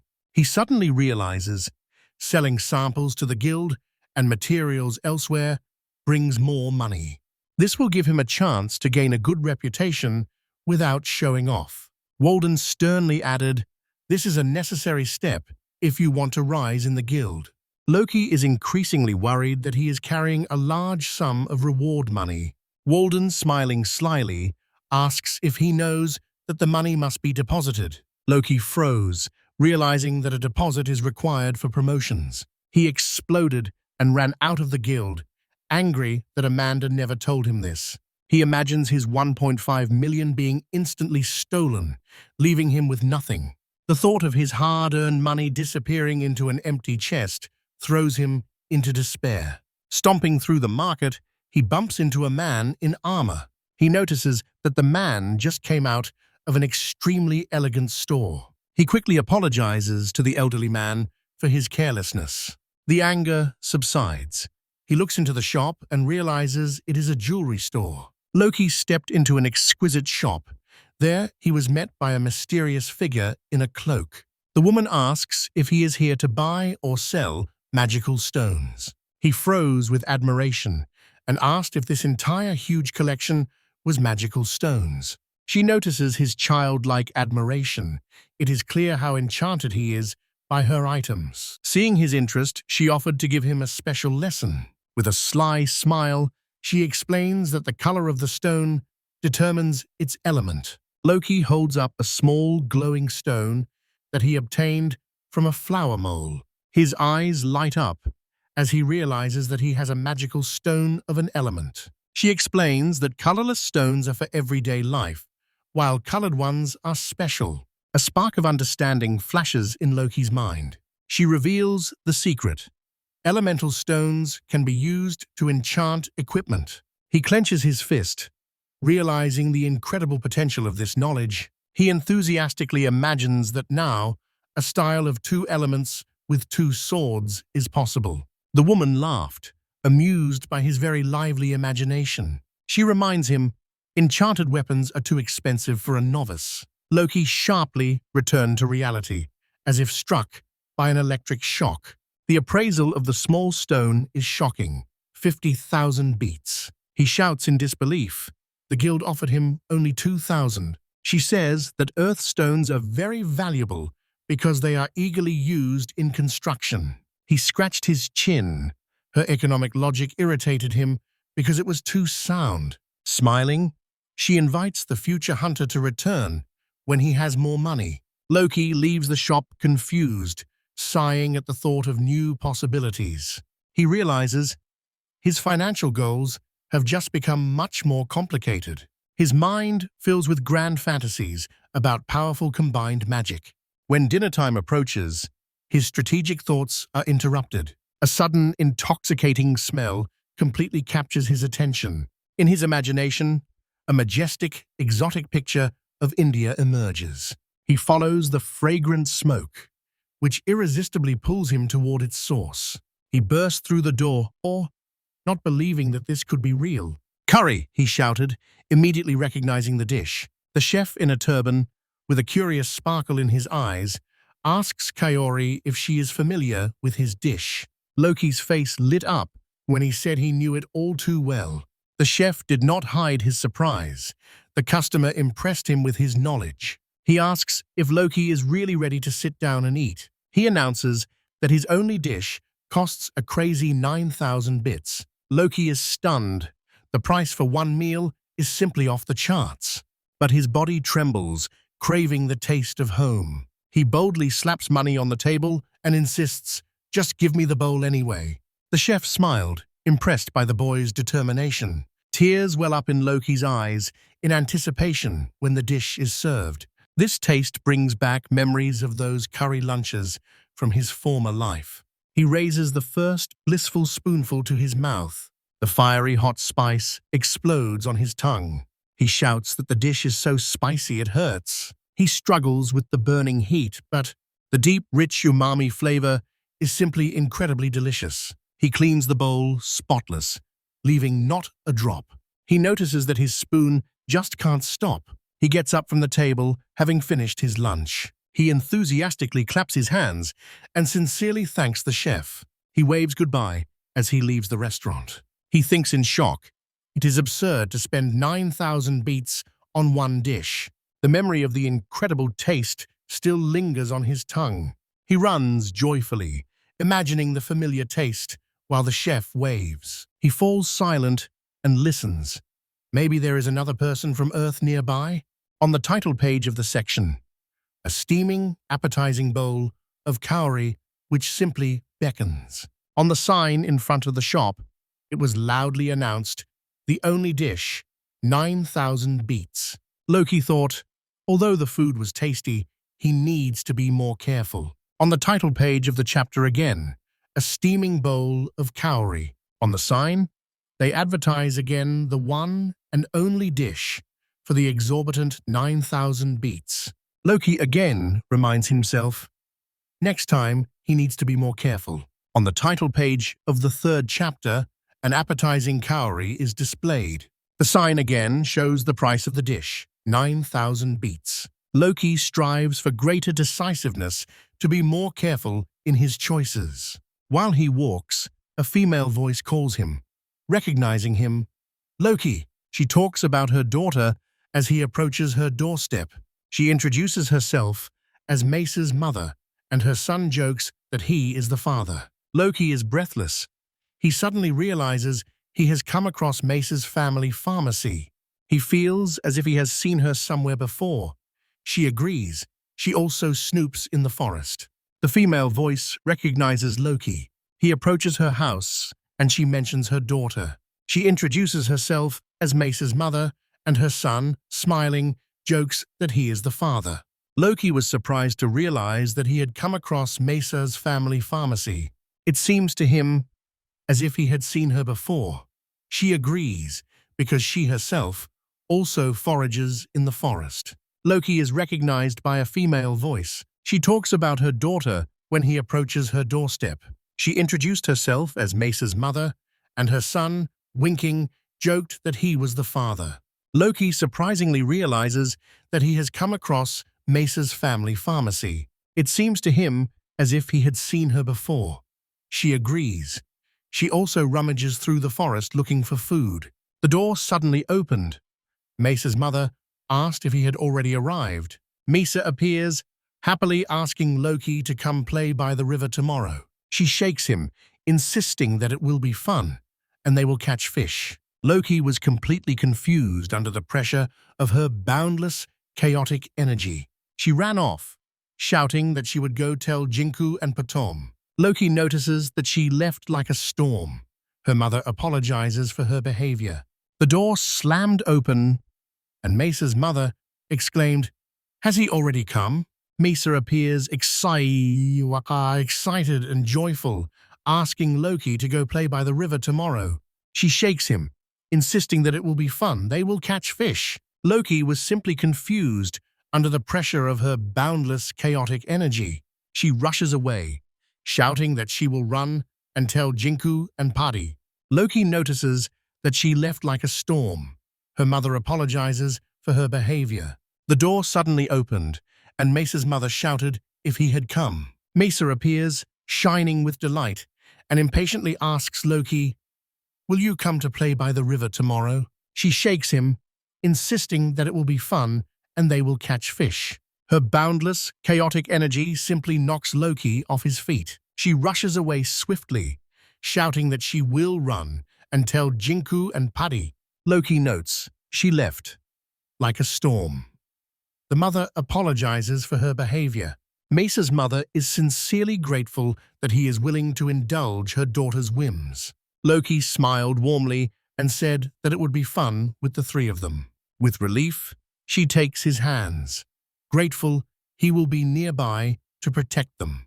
Loki reflects on his new goal, happy at the thought that the children rely on him. He knows, although he can cheat, Jinx's true power is much more reliable. Mesa, smiling, invites him to the river, so refusing is simply impossible. He smiles, thinking that with three new friends he will have fun. Mesa's mother holds his hands tightly and whispers gratefully, "Thank you for protecting the children." He feels a sense of belonging because the children asked him for help. Loki is forced to admit, Jinx's natural talent is something his powers can never replicate. Mesa's brother smiles, remembering how he himself had fun at the river while she plans their trip. A warm feeling spread inside him. It would be fun with them anywhere. A mother's gratitude is boundless. She is calm because Loki watches over them. A close-up shows Loki's sincere joy that new friends need him. He thinks that Jinx's power is real, while his own abilities are just statuses. Mesa's mother suddenly remembers something, clenching her hands thoughtfully. She hands him a small glass bottle filled with dark pills resembling beads. He takes the vial, looks at it with curiosity, and asks, "What is this?" She explains it's to relieve muscle fatigue, knowing his daily hunts are exhausting. Excited, Loki asks how much he owes her for the amazing potion. She smiles warmly, insisting that this expensive medicine is a gift for his help. A thought suddenly flashes through her mind as she weighs the powerful medicine she offers. She hands the young hunter a vial of pills against fatigue. He closely examines the mysterious little bottle, wondering what is inside and why it is there. She sees the daily battles he faces and offers him a powerful remedy for recovery. Grateful Loki impatiently asked how much this useful remedy costs. She tells him that the price is high, but it is her gratitude for his courage. Mesa's mother freezes, recalling the true value of the gift she holds in her hands. Her hands gently place the vial of precious potion into Loki's palm. Loki looks at the mysterious pills with a curious expression and asks what they are. She sees how exhausting his work is and offers medicine so he can recover. Loki was ecstatic, realizing how much this powerful remedy would help his training. She firmly said, once again, that this expensive medicine is a reward for saving her daughter. Loki, embarrassed, insisted fervently that he simply must pay for such a valuable thing. Mesa's mother hesitated.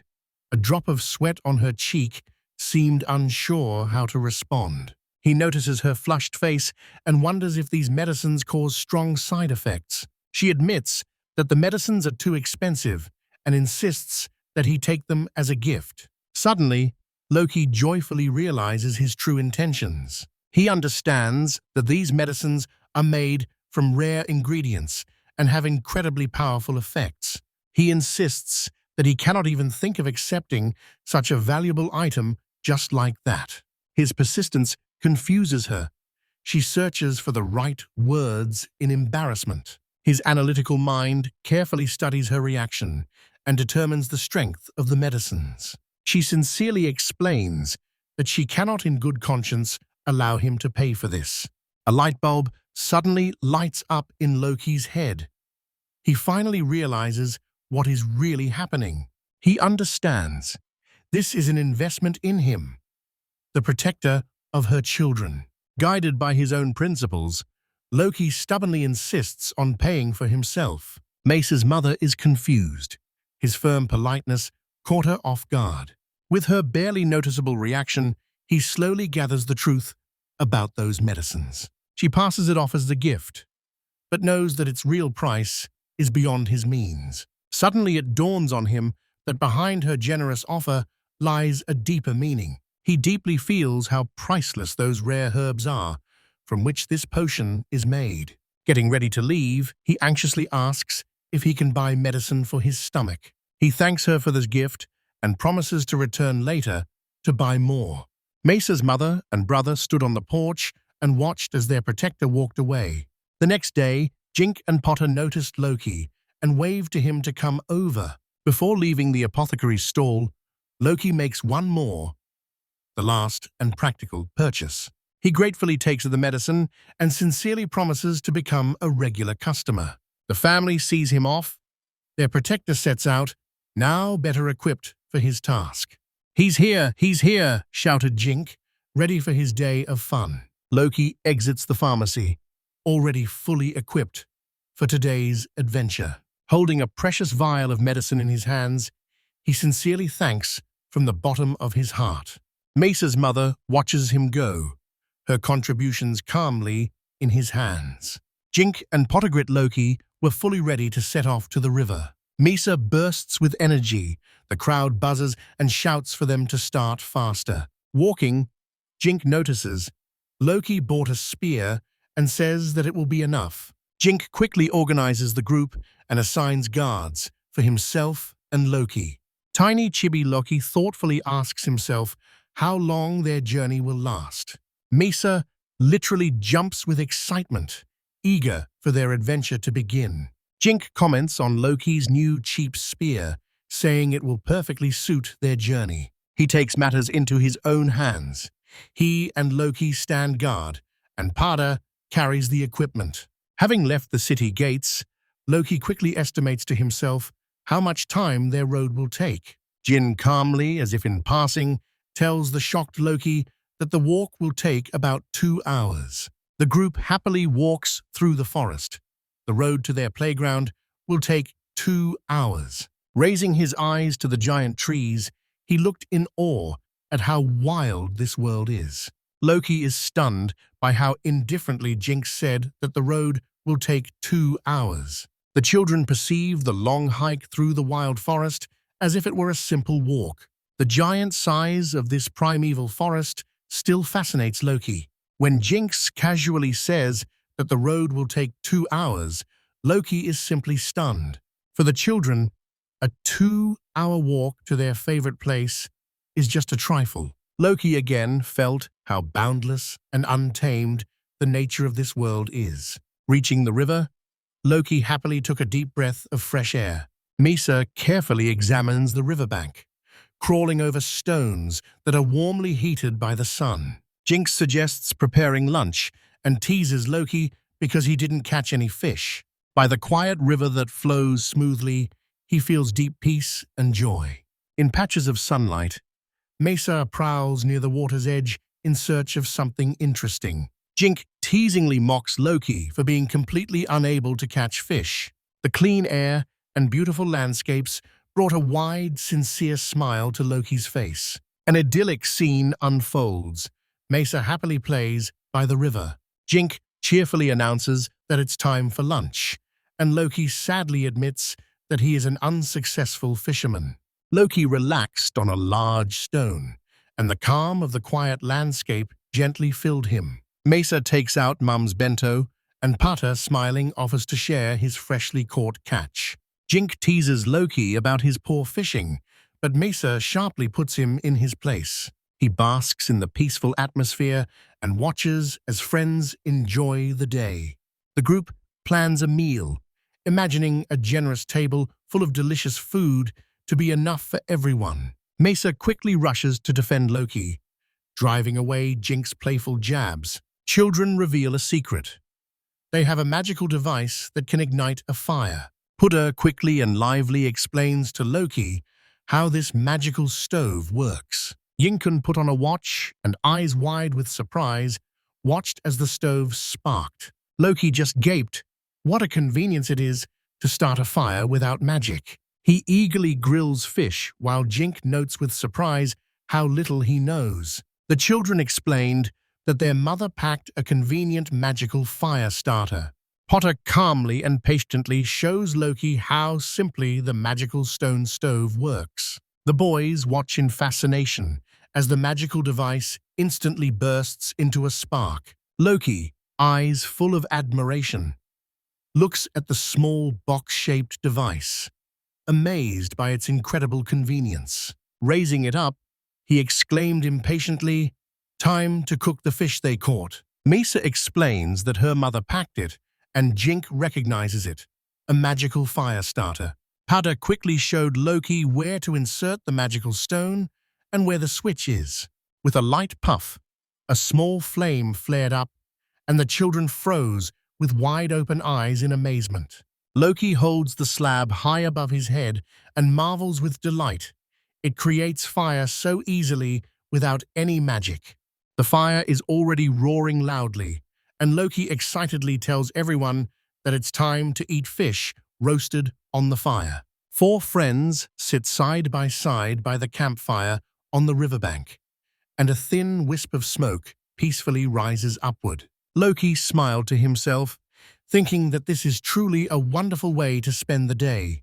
While they eat, Loki sighs with pure bliss. A deep happiness spreads within him. Jink looked with disgust at something in the bento and exclaimed, "Those are bugs." In close-up, perfectly roasted fish on a skewer, shining and practically begging to be eaten. Loki suggests trying the fish with salt, and Jink, though hesitating a bit, still agrees. The children are delighted by this tasty flavor, and Loki joyfully asks if they like it. Jink, wanting to eat more, suggests organizing team fishing competitions before they have to leave. The group exchange glances, not knowing how to decide who would be on which teams. Loki winks and introduces them to a convenient game from his world: rock, scissors, paper. The children are fascinated by the new game, and Loki delights in their reaction. The sound of their game, John Kanpon, echoes in the quiet forest clearing. Mason Jinka blazed with determination. He vowed not to lose and promised not to hold back. Loki encouraged Pada, telling him, "Give it your all in the competition." Pada hesitates, not knowing what to do, while Loki quietly watches his doubts. Loki decided to speak with his hands. He showed instructions, acting them out, so Pa could understand their strategy. Potter lit up with the understanding and happily said that now, it seems, he could keep up. Loki showers Pada with a barrage of shouted commands and wildly waves his hands. He loudly shouted to Pada to step away from the rock so he could grab it for him. Suddenly, Loki realized that his wildly hurried pace might be putting too much pressure on Pada. He apologizes and asks if they should slow down, but Pada reassures him everything is fine with him. Pada stands in the water, and on his face slowly dawns realization. With tears in his eyes, he joyfully exclaims that he finally understands Loki's words. Loki, stunned by the breakthrough, called Jink and Mesa to share this news. Pada grabs Loki in a huge hug, happy that he can finally talk to him. Jink and Mesa splash nearby, stunned and happy that Pada really understood Loki. Suddenly, a shocking realization flashed in Loki's mind. He understands. Conversations with him gave Pada language experience. Loki, confused by this emotional surge, insists that now is not the time. Jink and Mesa sincerely congratulate Pada on the fruit of his hard work. To celebrate, Loki says he knows a special place where he can take them.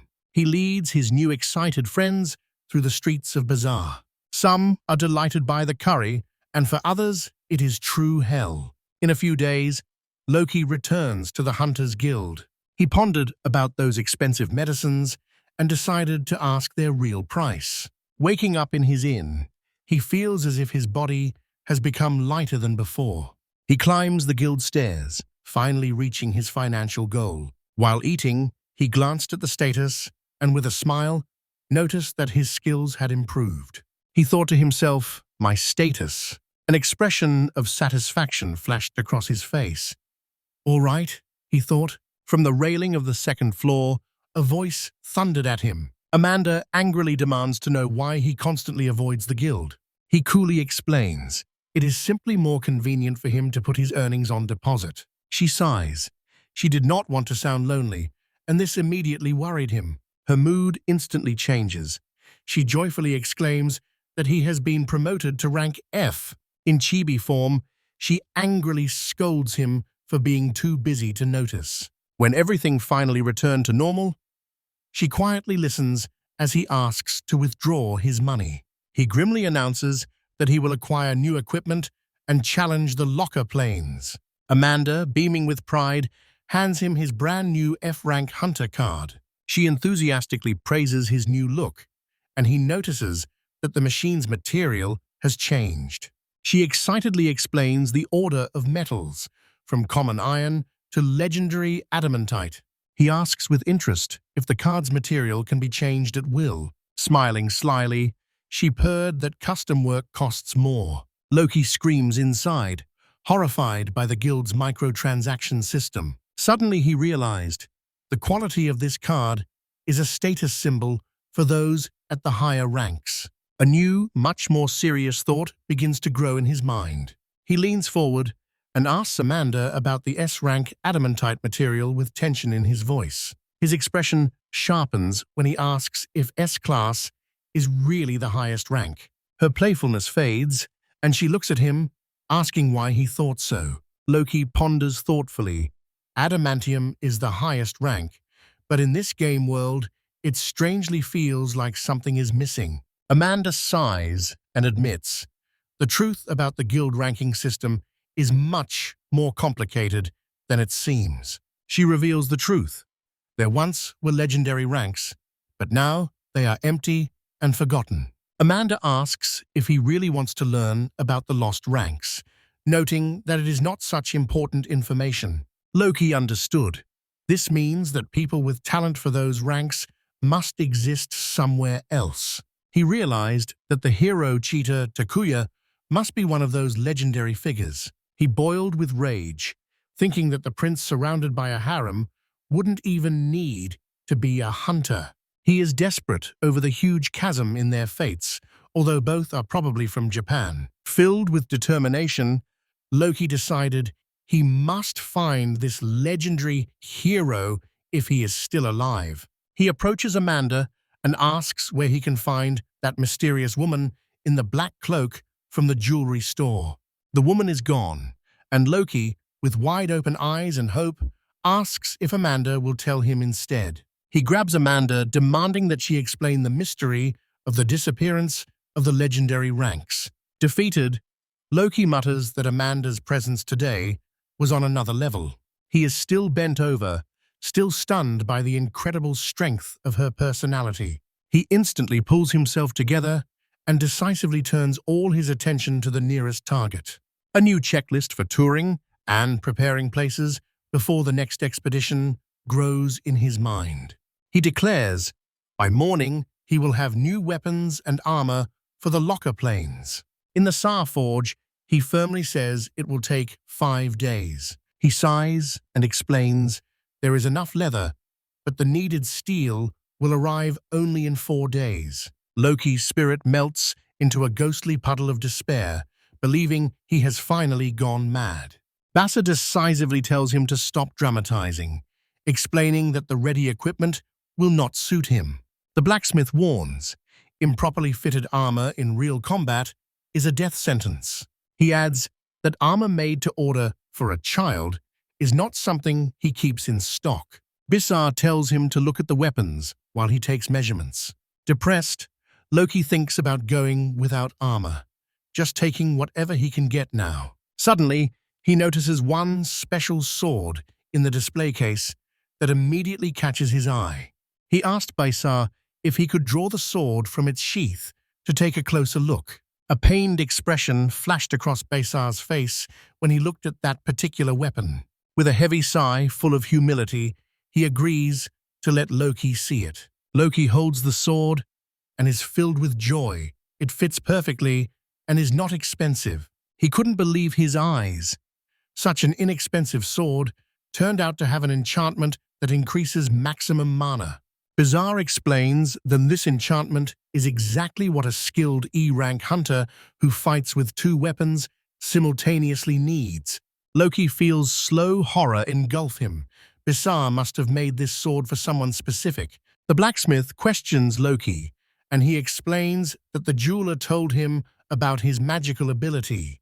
The mysterious shopkeeper, Mazal, could not contain her irritation and sharply called someone a complete idiot. Loki looked intently at the blade and realized this sword was probably forged by the blacksmith Bissar. He asked Bissar if that beautiful weapon was just a prototype for display. Bissar let out a long, exhausted sigh, and his face seemed carved with painful memories. He revealed the true purpose of the sword. He forged it for his son. Loki froze in silence, suddenly realized, and it stunned him. Bissar had a son. He covered his mouth with his hand, horrified by his careless question. Basari exploded with anger, explaining that he had been watching Loki and had his reasons for it. Loki whispered an apology, and Beiser admitted the boy was exactly as he had imagined. He asked what Basar would do, noting that the sword was a memorable, valuable item. Basar insisted on selling it, confident that his son would want this item to be carefully preserved. Loki agreed to take the weapon with a firm, grateful nod. Bissar clenches the blade in his hand, and his voice becomes stern as he puts forward a condition. He firmly states that he will not let Loki onto the locker planes without proper armor. Loki shudders, a drop of sweat slowly trickling down his temple. He grits his teeth, his stubborn determination hardening in disagreement with the blacksmith's order. With a challenge in his voice, he insists that he will go anyway. He looks at his stats and confidently feels his strength rapidly increasing. He imagines monsters and knows he has enough strength to face them face to face. He wonders, would Bisar sell him a sword if he proved his strength? An ordinary person would wait, but Loki knows he is by no means ordinary.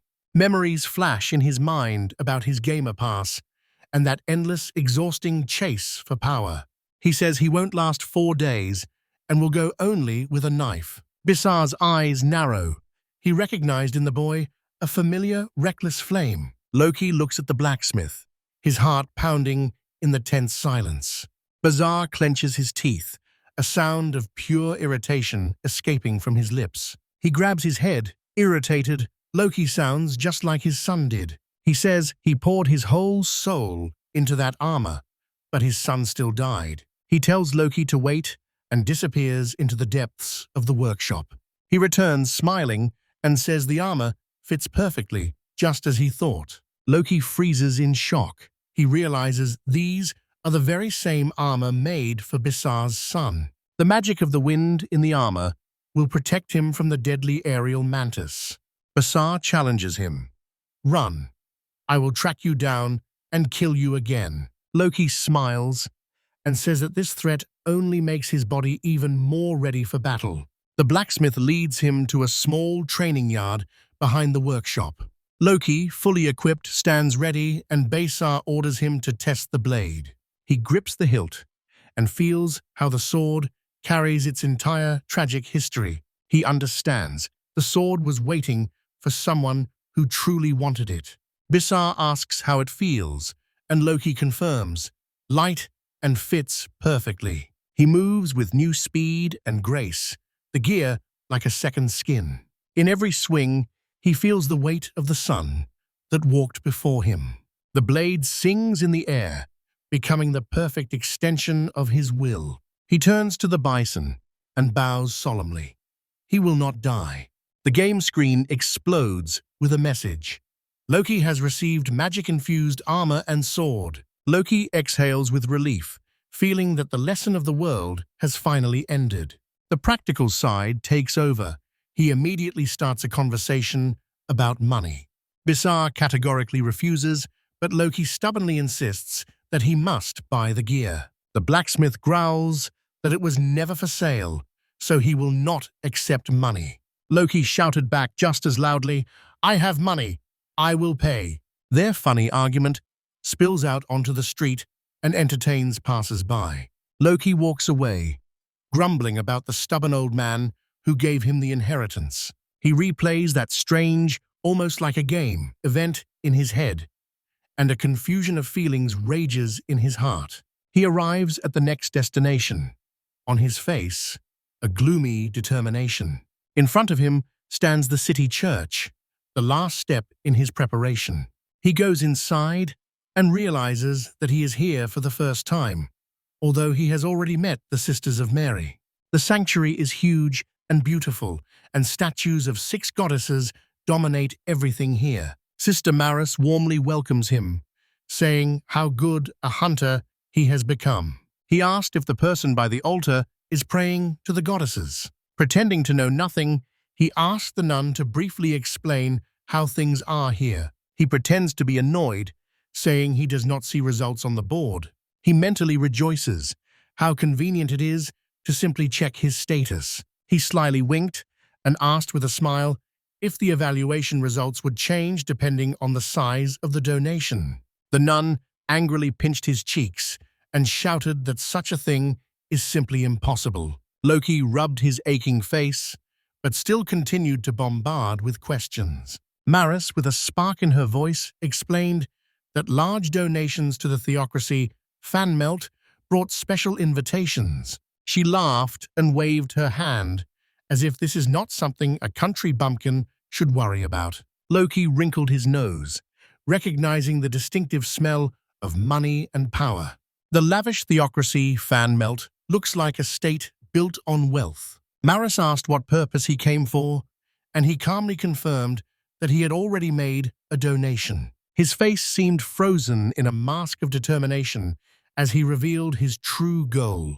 With a theatrical gesture, he announced that he came to the job selection ceremony. Deep down, he admits he will use any system there is to become stronger.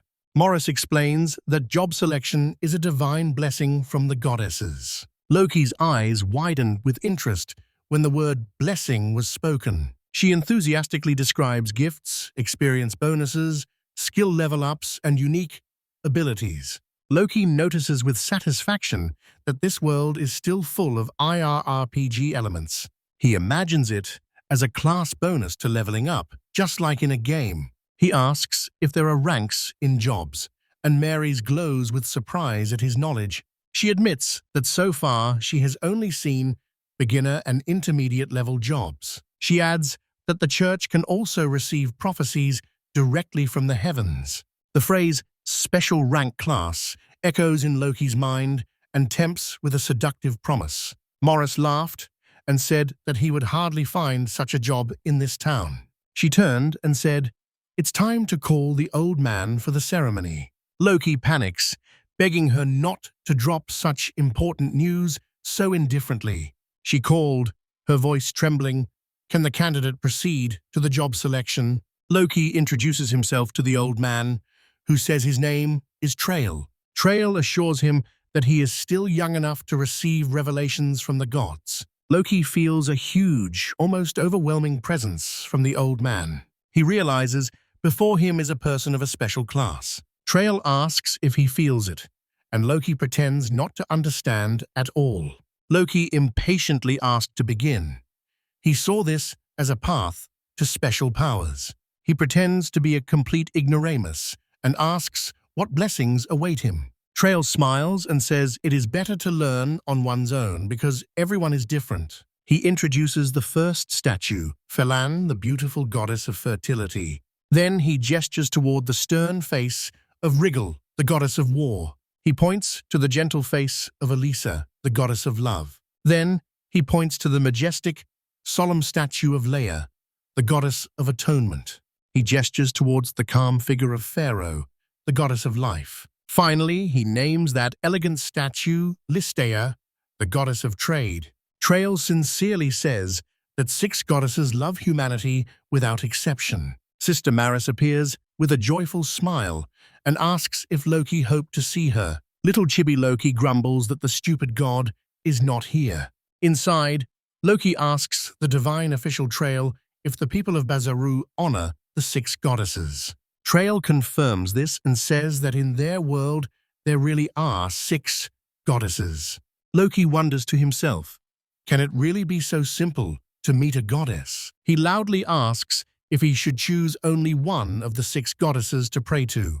The priest smiles gently and says that sometimes people end up in unexpected jobs. Trail begins the ceremony and instructs Loki to simply pray for the profession he desires.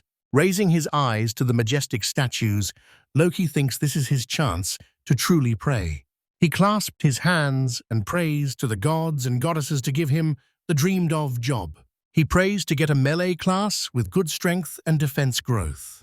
Suddenly, he is overwhelmed by a strange presence and wonders what exactly he just felt. He hears a mysterious voice and wonders who is speaking to him now. He instantly understands. It is not Trail's or Maurice's. The voice sounds much younger.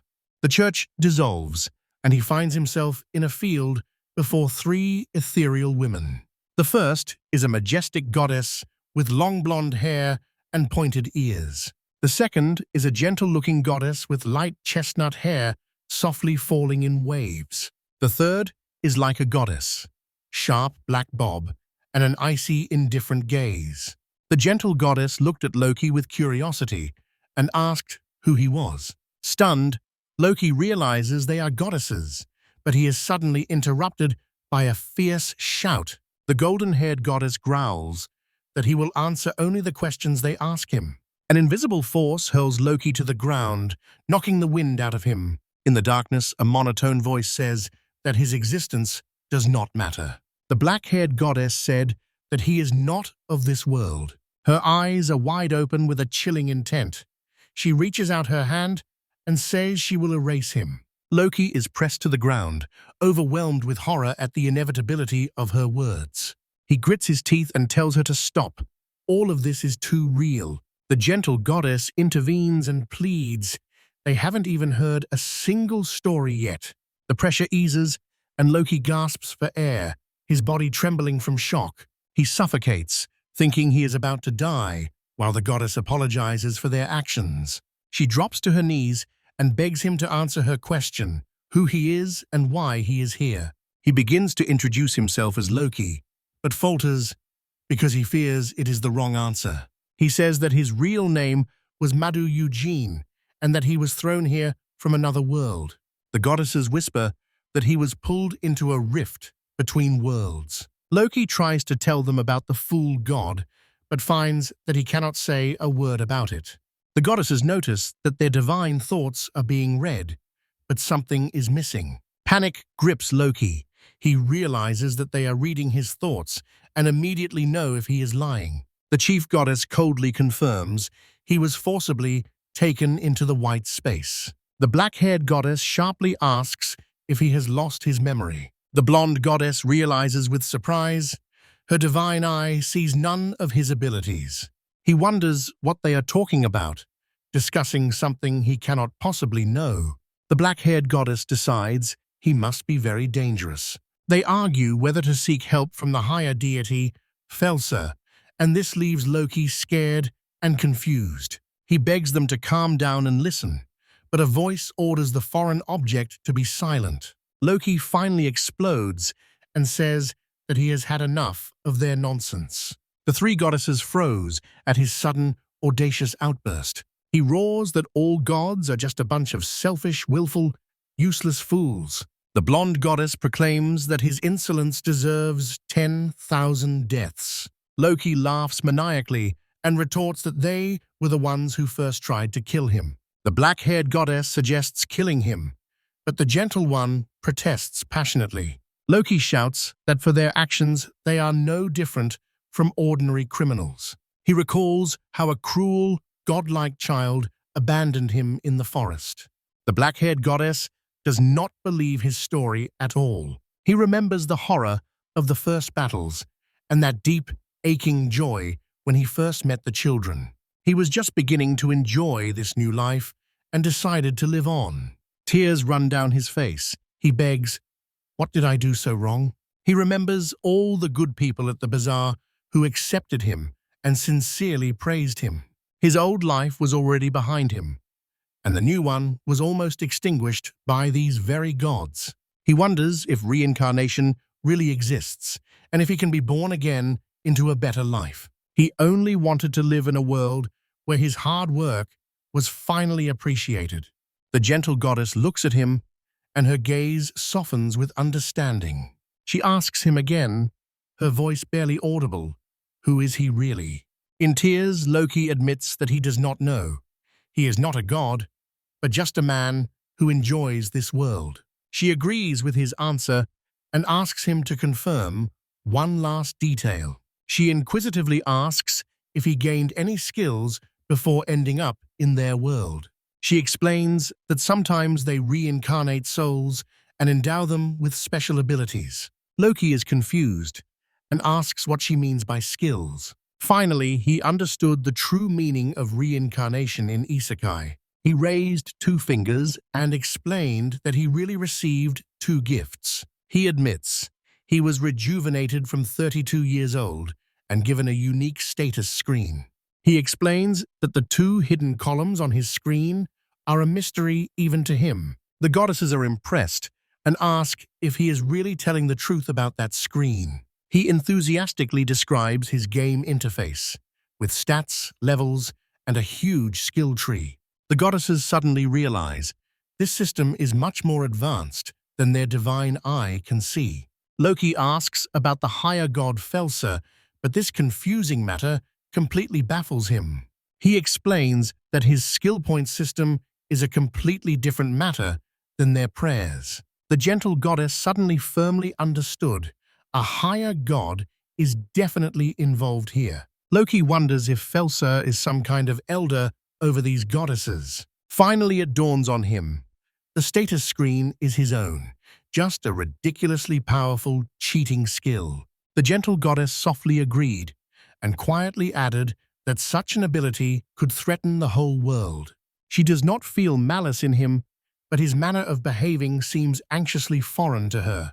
The goddesses now fully understood his situation and why he became so angry. As one, the three mighty gods bowed deeply, begging him for forgiveness. Stunned, Loki accepts their apologies and apologizes for his harsh words. He reminds them why he initially came to the church. With hope on his face, he asks if it is truly impossible for him to find a job. He wonders if, in their eyes, he simply lacks the talent to be a hunter. The blonde goddess explained coldly, they are lower-ranking gods, so they cannot grant powers to people from another world. Loki asks if they can send him home, but she sadly says they do not have such power. He stands alone, opposite three deities who have no answer for him. Suddenly, he grabs the gentle goddess's hand and says he understands the situation. He thought to himself, only Alicia had listened to him from the very beginning. When he looked at her embarrassed face, one thought flashed through his mind. She was sweet. A sudden thought threw Alicia into a dizzying whirl of confusion. She resolutely says that if it is hard for him, they can at least give him their divine advice. He is granted the first level of the divine oracle, an ability available only to divine servants. He asks if this means that now they will constantly watch over him. Alicia cheerfully denies this, saying that they will only watch him from their statues. She offers the divine ability to communicate, shocking the blonde goddess Regal. Alicia insists that this is a special exception, which at the same time is their apology to him.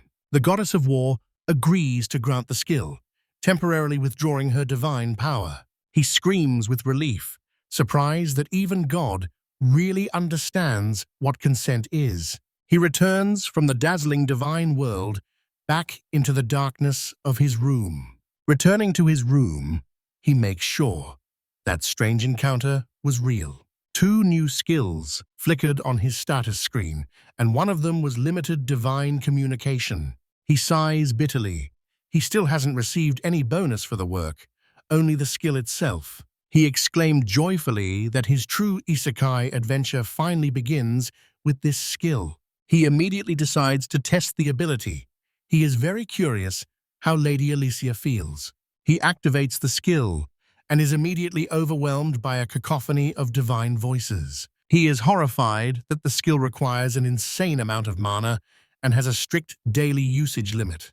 In a fit of pure rage, he wildly throws his notebook across the room. He screams out of helplessness, shouting that divine connection is a completely useless skill. He grumbles that he doesn't need a promise from that loser he got. He forces himself to think positively, feeling that today's information is not useless at all. Now, he finally understood the divine hierarchy.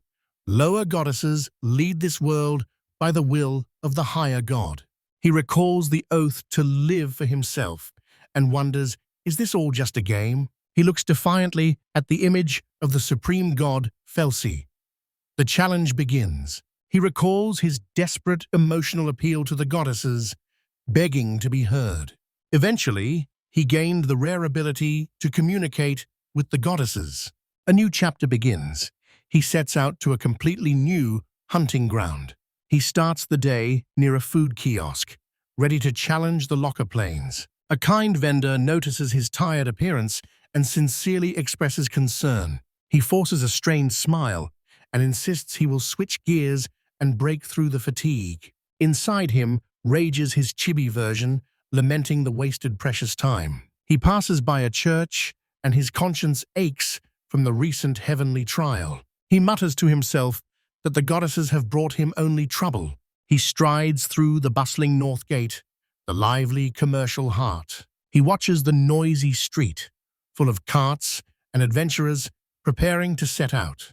The market is bustling, Stalls and crowds of people fill the streets. He catches sight of the clamor of the northern gates. The path to the plains ahead of him is clear. The seller's stall is bursting with fresh fruits, making the atmosphere even more lively. A thought flashes through his mind. Finally, this is a real isekai. He notices a group of hunter comrades setting off into the wild wilderness. A smiling chibi version of him happily decides to go his own way instead. He has reached Locker Plains, an endless sea of grass and rolling hills. He thinks monsters are easy to spot, but his trophies could simply be stolen. He carefully scans the horizon, making sure there are no other lone players around. He crouches in the tall grass, ready to begin his first hunt. He draws his sword with a broad, determined smile, filled with a thirst for battle. The fight begins. Loki versus the aerial mantis. He will start with a trial, a giant praying mantis perfectly blended with the blades of tall grass. With Russell, the creature completely disappears from his field of vision. He curses its protective coloring. It makes it extremely hard to notice. He closes his eyes and sharpens all his senses to find the hidden enemy. He activates presence detection. The pulse instantly shows the exact location of the monster. He thinks that as long as he knows where it is, he will win. He activates the dash skill and explodes forward with incredible speed. He moves like a shadow, slicing the airborne mantis in half with a single clean strike. Next is a poisonous mouse, so he needs to strike lightning fast to avoid its swarm. A mouse jumped out of the grass, and he suddenly realized he was too slow to react in time. He screams in panic. He can't stop his forward movement in time. The poisoned mouse sinks its fangs into him, and blood sprays like a fountain. He falls, but the message confirms that he has gained a level of poison resistance. 1. Lying on the ground, another message suddenly appeared before him. He reached level 2. He stood up, wondering how this skill leveled up so quickly. He knows that one bite is not enough data, but still must check this phenomenon. He wonders if poisonous mice are a particularly tasty source of experience. He returns to the Hunters Guild to report his findings and sell us home. Walden, the guild's purchaser, is focused on evaluating today's catch. Walden scans his haul and notices one mouse is lost, but the rest are rank A. Walden thought that his first kill was probably much more panicked than he imagined. Walden decisively warns him, do not go alone into the dangerous Roll Forest. Loki considers the challenge. He knows that after the Parmelian Forest, he became stronger. He felt a surge of determination and was ready to face any danger that awaited ahead. He knows that this is exactly how one strays from the safe and intended path. Don warns, excessive overconfidence leads to destruction, a lesson many have already learned. He gently tousled Loki's hair and whispered, don't go until you become stronger. Walden warns that a giant orc would send a boy his height, flying. He adds that going solo against Rolf would still be a waste of effort. Loki instantly understood everything. Here, weight and logistics decide everything. The most valuable orc meat is simply too heavy for one person to carry. Loki agrees to carefully consider this before making his next move. Walden asks him to endure the receptionist's reproaches until then. He is counting on him. He sees another receptionist at the desk, taking payment from Adin's group. He recognizes them, that gang of hooligans who had already mocked him before. He overhears them joyfully celebrating their 14,000 bits. Now they can take a break. He calculates only 15,000 hits per day, and it will be enough for him to live comfortably. He briefly recalls his first party, but quickly dismisses the thought. Too many downsides. He will have to hire a porter, a real headache he wants to avoid. He understands. The biggest obstacle is their different goals. He only wants power. He remembers that tense clash with Aiden and his gang of hooligans. Aiden and his team in the guild grumble and sigh. Gathering a group turned out to be a real hassle. The receptionist enthusiastically talks about a promising newcomer who has recently caused a stir. Aiden listens, and on his face is pure irritation and superiority. After 4 days, Loki carefully studies his status screen in locker planes. He recalls how after a mouse bite, his poison resistance suddenly jumped to a new level. He realized, when fighting certain monsters, skills gain 20% more experience. He assumes that local monsters are more resilient. That's why they give more experience. He understands hunting higher-level monsters is much more effective. It will bring more benefits in the future. He complains that monsters are scattered everywhere, so it's impossible to farm properly. He uncovers the grim truth about the plains. Monsters devour each other. He understands it's impossible to take his eyes off the hunt for even a moment. He bitterly laments. 2 hours on the road back and forth to the hunting grounds, how inefficient it is. He screams in despair, wishing to hunt in one place, because it would be more effective that way. He dreams of a high platform where monsters could never reach. Suddenly, he remembered the earth magic skill he received from the flower moles. He decides to try a simple command instead of a complex spell. To his surprise, a small mound rises from the ground. The status screen confirmed. His mana is exhausted, the magic worked. He recalled his failure with fire magic and suddenly realized that he had been pushing himself too hard before. Loki sits on the ground, pressing his boot into the soil and commanding the earth to rise. Suddenly, a small mound of earth appears, and his chibi version freezes in complete shock. He suddenly realizes how different this is from his failed fire magic. The descent should be simpler. He considers it absurd, but must test his theory before allowing himself to be excited. Now well-equipped, he commands the earth to swell even more this time. He successfully increased the volume of the earth and wondered if this would fool the monsters. Just look at his status, and it becomes clear magic is devouring his mana. He wonders if he can designate a specific form, so he decides to keep trying. He commanded stone pillars to grow, but instead an awkward, unexpected pile appeared. He combined his command into a single, long pillar and realized he had grasped the key. He thoughtfully taps his finger on his chin, finally understanding the essence of spells. Suddenly he realizes he must combine key words in his magical skill to summon phenomena. He bounces back and commands the earth to grow a long, powerful stone pillar. A colossal pillar bursts from beneath the ground, and he shouts with delight. "I did it!" he exclaims joyfully as he realizes that this magic allows hunting while staying in place. He stands at the foot of the pillar and suddenly realizes there is no way down. His basket is overflowing with trophies, living proof of the incredible power of his hunting from a single spot. He sweats, recalling how many incredible efforts it took just to climb down again. He smiles. He would like to tell his past self that magic begins with the feet. He was stunned. The flame really appeared, and he shouted in complete surprise. He jumped in surprise, frightened by the sudden appearance of someone behind him. The add-on asked ironically why you are still alone, calling you the famous lonely newbie of the guild. Aiden introduces himself along with his team and arrogantly offers Loki a place in their squad. With an expression of deep boredom, he dryly tells them that he is fine. Aiden's face twisted into a mask of pure, naive rage from the refusal. Aiden doesn't believe it. He was refused, and Loki insists that hunting alone is best for him. His henchmen become aggressive, but Loki simply apologizes for the supposed rudeness.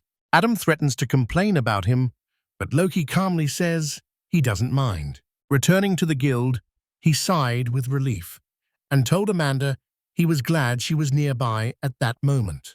He understands that the guild can only warn Aiden and says that will be enough. He realizes the guild expects him to decide this, and the matter seems incredibly troublesome to him. He is not worried about victory.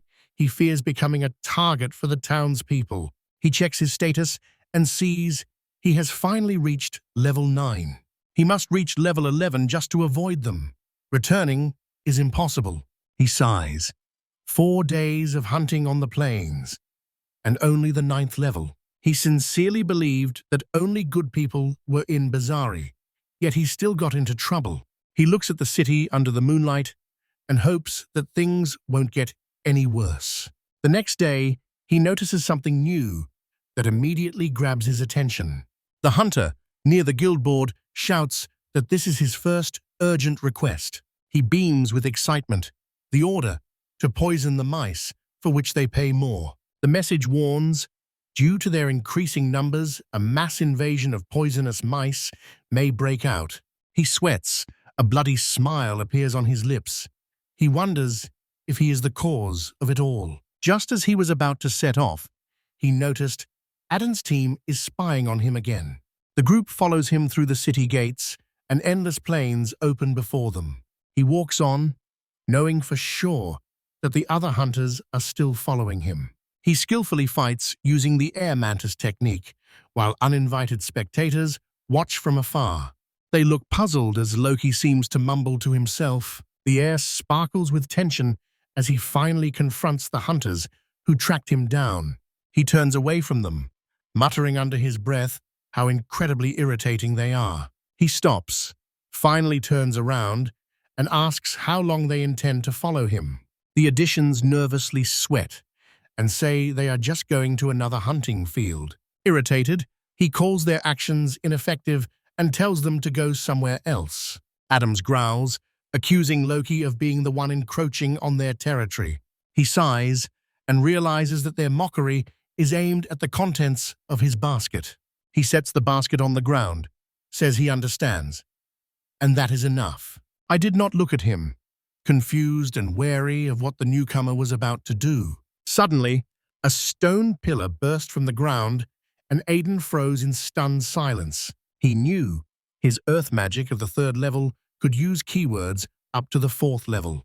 The spectators could only scream in complete disbelief, watching that impossible display of power. "What are you?" someone shouts hoarsely, and Loki looks back with a cold gaze. His face sparkles with delight. He announces that the real show is starting right now. He touched the pillar and felt how adding depth made him stretch exactly as intended. He watches others struggle below, and a mischievous thought flashes through his mind. He stands atop his pillar and, like a king, declares that from now on he will hunt whenever he pleases. He arrogantly, with a raised eyebrow, says to the irritated person below, "And you too, try your best." He aims and vows to show them how big the difference in class is. The stone pillar stands like a silent monument to his stunning otherworldly power. He landed gracefully, and the pillar crumbled, leaving no trace of his magic. He feels this height is perfect for sniper work, and he is already preparing to hunt. He decides to surrender for now. He must go and retrieve his basket. He jumps onto the newly appeared 5-meter stone pillar, and it lifts him into the air. A thrown stone hits him. His face instantly contorts from sudden sharp pain. He shouts that it was scary, but his dangerous experiment succeeded. He quietly counts. Creating and disappearing the pillar costs only 26 mana. His face reddened with pleasure. He thought this would make his hunting on the plains more consistent. He raises his sword to the sky and vows to track even more monsters. Returning to the guild, he barely stood on his feet and admitted that he got carried away. The buyer tells him, "Put down the basket. I'll check soon." He extends a second basket. It also overflows with the incredible catch of the day. Walden confirmed his suspicions. The emergency request really turned out to be Loki's fault. Loki stubbornly denies, saying the real trouble is population growth. Walden explains, although it is not his fault, he was undoubtedly the spark that ignited everything. Loki admits, when put that way, he really cannot deny it. Walden puts a period.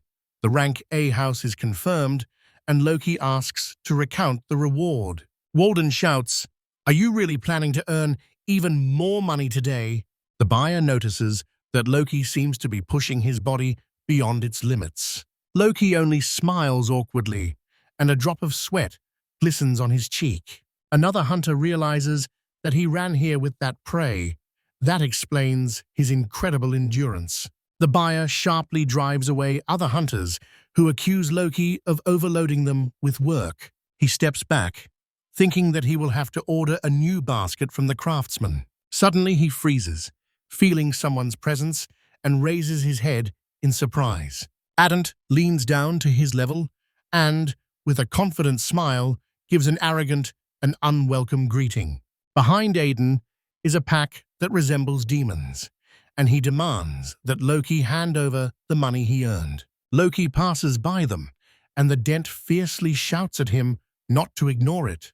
Behind the counter, Amanda asks if it is true that he hung out with Aiden's group.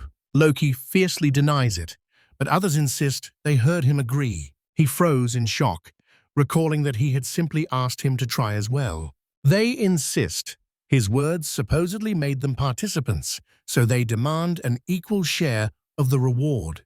He boils with their absurd logic, as if a cheating gift to distort meaning. He has no choice, and will not allow himself to be made a fool.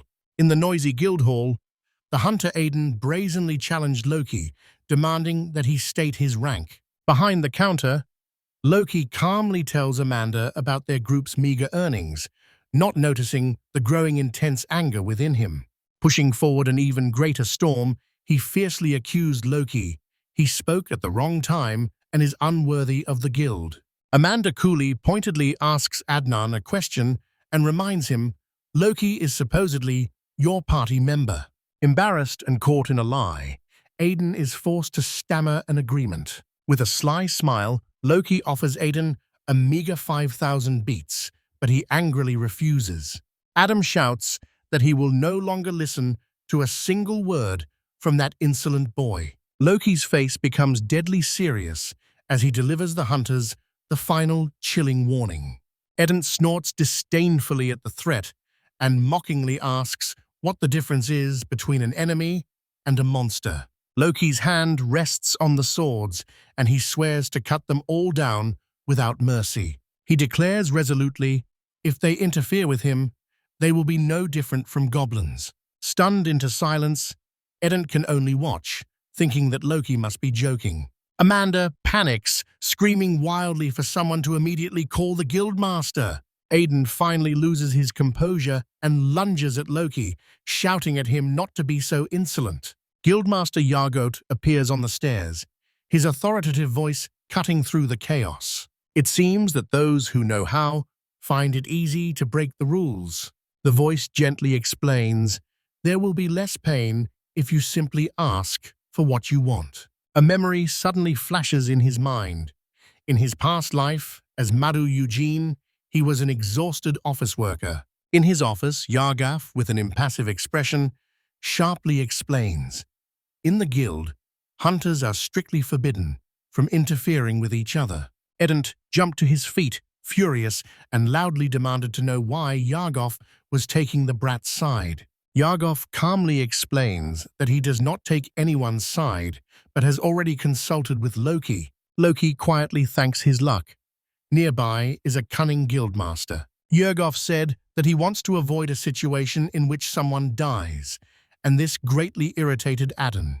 Confused by what was said, Loki asks the guildmaster to explain what he means.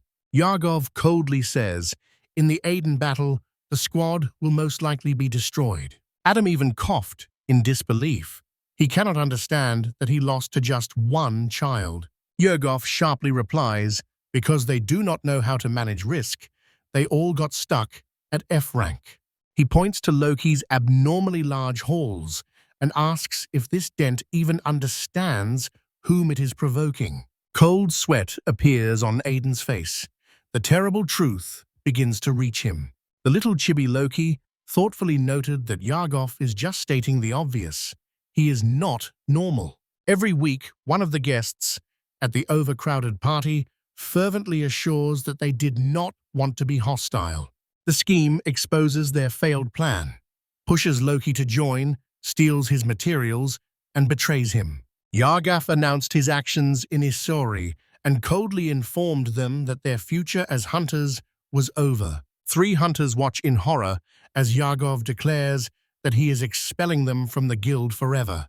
Someone shouts that they were robbed, but Yargov replies that they are lucky. It could have been worse.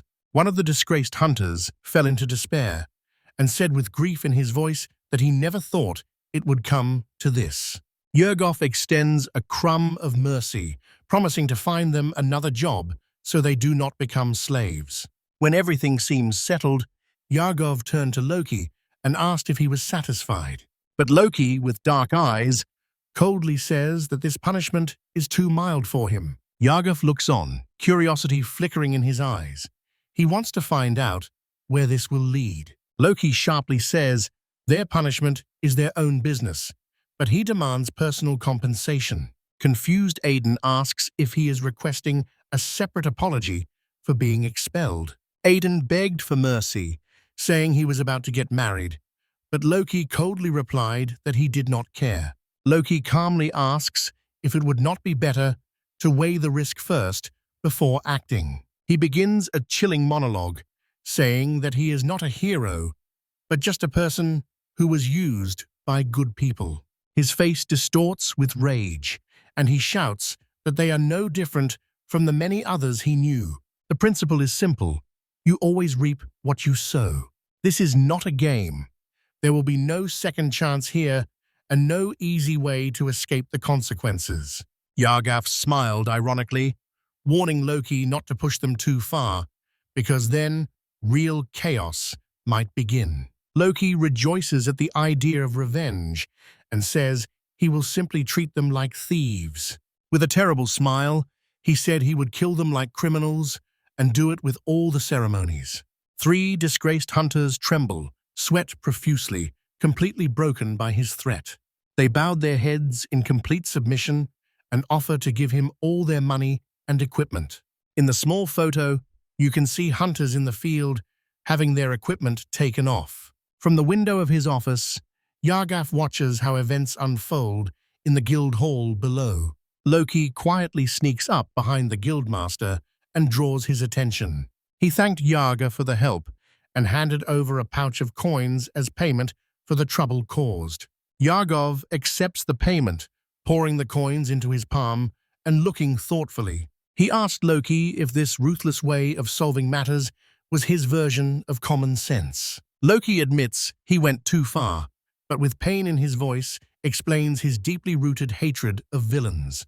Yargov smiles crookedly and says he doesn't have enough lives for such audacity. As he walks away, Yargov throws the confiscated equipment to Amanda and says to her, "Here." Loki asked Amanda to give the potions he obtained to Jinku and the other children. He explains that he feels indebted to the 3 of them for their kindness. Amanda smiles, notices how strange Loki is, and then agrees to his request. Yorgov pondered, maybe it's time to start testing Loki for E rank. The guildmaster briefly sinks into quiet, thoughtful reflection. He warns Loki, be careful, this could very well happen again. Loki agrees. He says he does not intend to be crushed, but will try to be careful. Yargov quietly and with a slight smirk chuckles at the boy's response. With a sly smile, he asked if he pronounced that otherworldly phrase correctly. Loki froze. He realized that Yargov had just quoted the very Japanese proverb he was thinking about. He panics inside, wondering how Yargov knew that phrase and whether his skill was activated. Yargov admits that he suspected it since their first meeting. Loki's manner of speaking gave it all away. He looks steadily into his eyes and asks directly, "You are from another world, aren't you?" Loki's eyes widened in shock. His greatest secret finally surfaced. Yargov raises his hands, trying to calm him, and assures Loki that he does not intend to provoke him. Loki looks at him suspiciously, wondering what the guildmaster is going to do with him. Yargov offers him a risky conquest task, with a reward of 1,000,000 bits. Loki is wary of this huge reward, and Yargov just laughs, saying this is a test for the new companion. The guildmaster looks at him eagerly and asks if he dares to accept the challenge. Loki agrees, says he is interested, and will take a day off tomorrow to prepare. Please, Yargov asks him to come to the guild as soon as the bell rings tomorrow. Loki stands in front of the guild, and Yargov's words about eagerly awaiting their cooperation echo in his mind. He raises his eyes to the formidable guild hall, a mask of grim determination on his face. He admits to himself, he really handles manipulators like Yargov terribly. A barely audible sound caught his attention, like a whisper on the wind. He raises his head when a disembodied voice calls him by name and introduces itself as the goddess Regal. The ethereal figure of Regal appears and asks why he has not yet used his divine communication skill. She tells him, "Contact them when you are ready," and her voice fades. Loki punches the air in pure despair and shouts that he does not have such a skill. He grumbles to himself. He really wants to ask the goddesses a few questions. Returning to the tavern, he decides to be more careful and not repeat past mistakes. In his room, he activates the newly acquired divine communication skill and immediately notices its level and cost. He exclaims, "Hello, can you hear me?" And a joyful voice immediately recognizes him. He finds himself next to Falan, the goddess of fertility, who gladly welcomes him in their chat. A tiny chibi, completely out of place, thoughtfully looks at the food and wonders if it tastes bad. The elegant goddess Listea appears and gently reproaches Phelan that this is not a playground. Listea says that this skill allows them to read his thoughts, and Loki is quite surprised. Loki thinks with relief, it's good that among the goddesses there is at least one calm one. Loki reflects on the goddesses and thinks that Listea is cool, smart, and flawless. An invisible goddess in chibi style amusingly shouts at him to be quiet. Loki, embarrassed, says he is glad for the compliment but wants to ask his question. He asked in surprise why he suddenly could use magic after he failed to summon Fire Egg. He recalls everything changed the very next day after he first entered the church. The goddess wonders, is it because he transformed? And this confuses Loki. She explains that mages command spirits, using their mana as bait. Loki suddenly realized the spirits did not notice him because he simply did not feel them. He sits on his porch and thinks about where magic comes from. He boiled inside, realizing that without meeting them, he would never have used magic. The goddess's voice asked, why did his thoughts suddenly freeze? Loki scratches his head and apologizes. He got lost in his own thoughts again. He thanks them and feels relief and freshness. Now, everything is clear. He recalls Valden's warning about the danger of hunting orcs alone. Loki admits the problem is that the materials are too heavy. He asks the goddesses, can he inquire about the skill he wants? He excitedly talks about his dream, a box for items or inventory where things can be stored and kept. Phelan offers spatial magic, an ability she grants to other travelers from parallel worlds. His divine connection suddenly broke off, and he cried out in despair that there was no time. He sighs, and silently admits this skill is still very important to him. Meanwhile, Yargov, sensing movement, decides to go to the guild tomorrow. Loki feels a wave of excitement. It seems to him that the main story is finally beginning. From the porch of his tavern comes a strange trembling sound. Still dazed, he asks himself what is happening as his consciousness slowly fades. He falls, his hand reaching out as his strength leaves him. The camera rises up the outside of the building at night. Loki suddenly sits up in bed and suddenly realizes it is already morning. He finds it strange that after that divine conversation, he was suddenly overcome by sleep. He checks himself for a poison. Instead, he discovers that his mana has completely disappeared. His gaze falls on the sword, and he wonders if it is the cause. He shuddered with shock when he realized what had happened. He looks intently at the sword from the bed, and the truth finally dawns on him. He suppresses panic and decides to calmly propose a hypothesis first. The black title card displays the text. Let's formulate a hypothesis. He recalls his habit of training magic until his mana was almost depleted. He lacked mana, so the sword supplied energy and paid the cost of divine chat. The sword continued to drain mana from him even after he let it go. He imagines himself defenseless as mice attack him in a dream. He realizes with horror that by the rules of this world, he could have died. He opens the window wide, full of determination to start his eventful day. A close-up stops on the delicate wooden carving of the end. He decides to first visit Yaga and retrieve the items taken from the dent. In the guild, he overheard one of Adin's men complaining about him. Loki recognizes the man, muttering his name under his breath. The hunters whisper, wondering if he really took all their equipment. Loki sighed. Everything was happening exactly as he had predicted. He recalls how even in the games, those who stood out were always teased and bullied. He couldn't stand this toxic atmosphere, nor could the other players. He believes it's pointless to let someone else's malice stop you. He decides, let others say whatever they want. As long as the system works, he doesn't care. Dealing with faceless masses, for him, it's just a waste of time. He thinks it's easier to be alone, but then someone calls him. He turns his head. From the guild entrance, they call him by name. Messer, Jink, and Potter rush to him, joyfully calling his name. Loki is completely stunned by their sudden appearance and blurts out, "Huh?" He asked what they were doing here, and Jink explained they met Amanda. Jink says he is glad. He managed to thank Loki before he went hunting. He sincerely thanks Loki for the potion he gave them. Potter extends the potion bottles and asks if they can really take them. Loki just nods, and the children accept his gesture of friendship. When his matter was settled, Loki heads to the church to talk to the goddesses. He greets the nun with a smile and says he came to pray. He hands Sister Marissa a gift basket as an apology for his previous questions.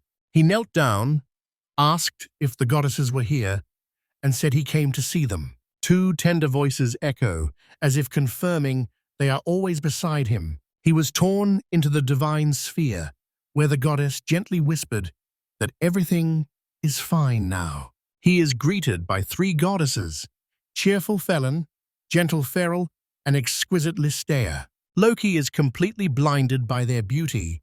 He thinks they are unrealistically beautiful. Listea notes, although he has been here before, it is perfectly natural to feel overwhelmed. In his thoughts, he sees Felan as the very embodiment of stunning cuteness. He sees Feral as the embodiment of almost devilish kindness that encompasses everything. In his eyes, Listeo is the embodiment of mysterious and dignified beauty. He covers his face, thinking that his eyes cannot endure this. Close up, he covers his eyes with his hand, hiding from their divine radiance. Felan asks if he wants to leave, but Listeo says that this is not allowed. Felan jokingly pulls his soul to a luxuriously decorated table and calls him here. Loki is stunned, does not believe his eyes. Could there really have been a table there before? Unsuccessful gestures for him to sit down, and at that moment, a steaming cup of tea appears before him. Close up, Loki's eye wide open in amazement. He looks admiringly at this strange space. He is glad that Alicia survived after the encounter with others. He recalls that Rigel and Leah were wary, but eventually listened to his story. Felan tells him to relax. He has no skills that could threaten the world. Loki stammers, completely confused by her playful closeness. He asks if he is now just a soul, and the pit itself confirms this. Felan tries to direct her divine eye at him, but finds that it does not work. She explains that they can only touch his soul. They cannot reach the body. Achibi Loki realizes that in the church, he is completely defenseless. Ferrell gently soothes him, explaining that she weaves space-time magic to slow down time. He asks if this is a skill, and Ferrell confirms yes. He blushed, thinking if he would ever be able to use such divine cheats. Ferrell tells him, "Not everything is possible, but the potential is there." Close up, and on Ferrell's face appears a soft, understanding, and slightly seductive smile. She leaned forward and said that they are interested. They want to hear his story. She tells him that their feelings are mutual, and he says the same. Ferrell gently persuades him, telling him to ask about everything that interests him. Loki is completely embarrassed. Under her piercing gaze, he sweats and blushes. He vividly tells the goddesses the story of his life during their tea time. Phelan and Ferrell listen to him attentively, completely captivated. Listia also listens while he leads his story, and a thoughtful expression appears on her face. Loki gestures lively with his hand, fully into his story, telling it to the gods. The goddesses explained that the civilization of this world had frozen. Its progress had completely stopped. Society had become too suffocated by the conveniences of magic and ready-made skill sets. The supreme god named Felsa was still satisfied with this world and its special, long-lived races. Other goddesses enthusiastically praise the divine work of Felsa, calling the world he governs a true masterpiece of beauty. Loki, confused by their reverence, asks with surprise who this Felsa they speak of is. He doubts whether one can truly trust these divine beings who seem so capricious and powerful. Loki relives that terrible first image of the gods and remembers how Leo threatened to abandon the world. Phelan simply laughed, dismissing his worries and brushing off Leo's harsh words, and Loki was left completely bewildered. In his soul, he is troubled by the thought that he has already said too much and revealed his cynical nature before them. Thoughts raced through his head. Blindly trusting the gods is foolish, and the real problem is Felsa. The goddesses consult and agree that their role is only to guide this world toward the better. Loki feels as if he is listening to cold corporate managers, and again worries that he was too frank. Ferrell gently smiles and tells him that he is a good person who leads them all the time. The unexpected praise completely stunned Loki. He froze, speechless and confused. He flopped face down on the table, blushing with shame, and Ferrell teases him that he is easy to read. The goddesses decide that he can be spoken to, and Ferrell tensely prepares to ask her a question. Loki nervously raises his eyes upward. A question spins in his head. What do these divine beings want to ask him now? Suddenly, an image of a familiar planet appears on the screen, and Ferrell asks if he knows the world called Earth. His breath catches as he realizes that this is the world from which he came. He, embarrassed by the sudden turn, asks what his native world has in common with all this. The goddesses explain that Earth is Fel's most successful creation, a world he personally governs. Loki asks what this world is compared to, and the goddesses tell him that the real story begins now. Ferrell loudly proclaims the bitter truth. This world is dying, its civilization stuck in stagnation due to excessive dependence on magic.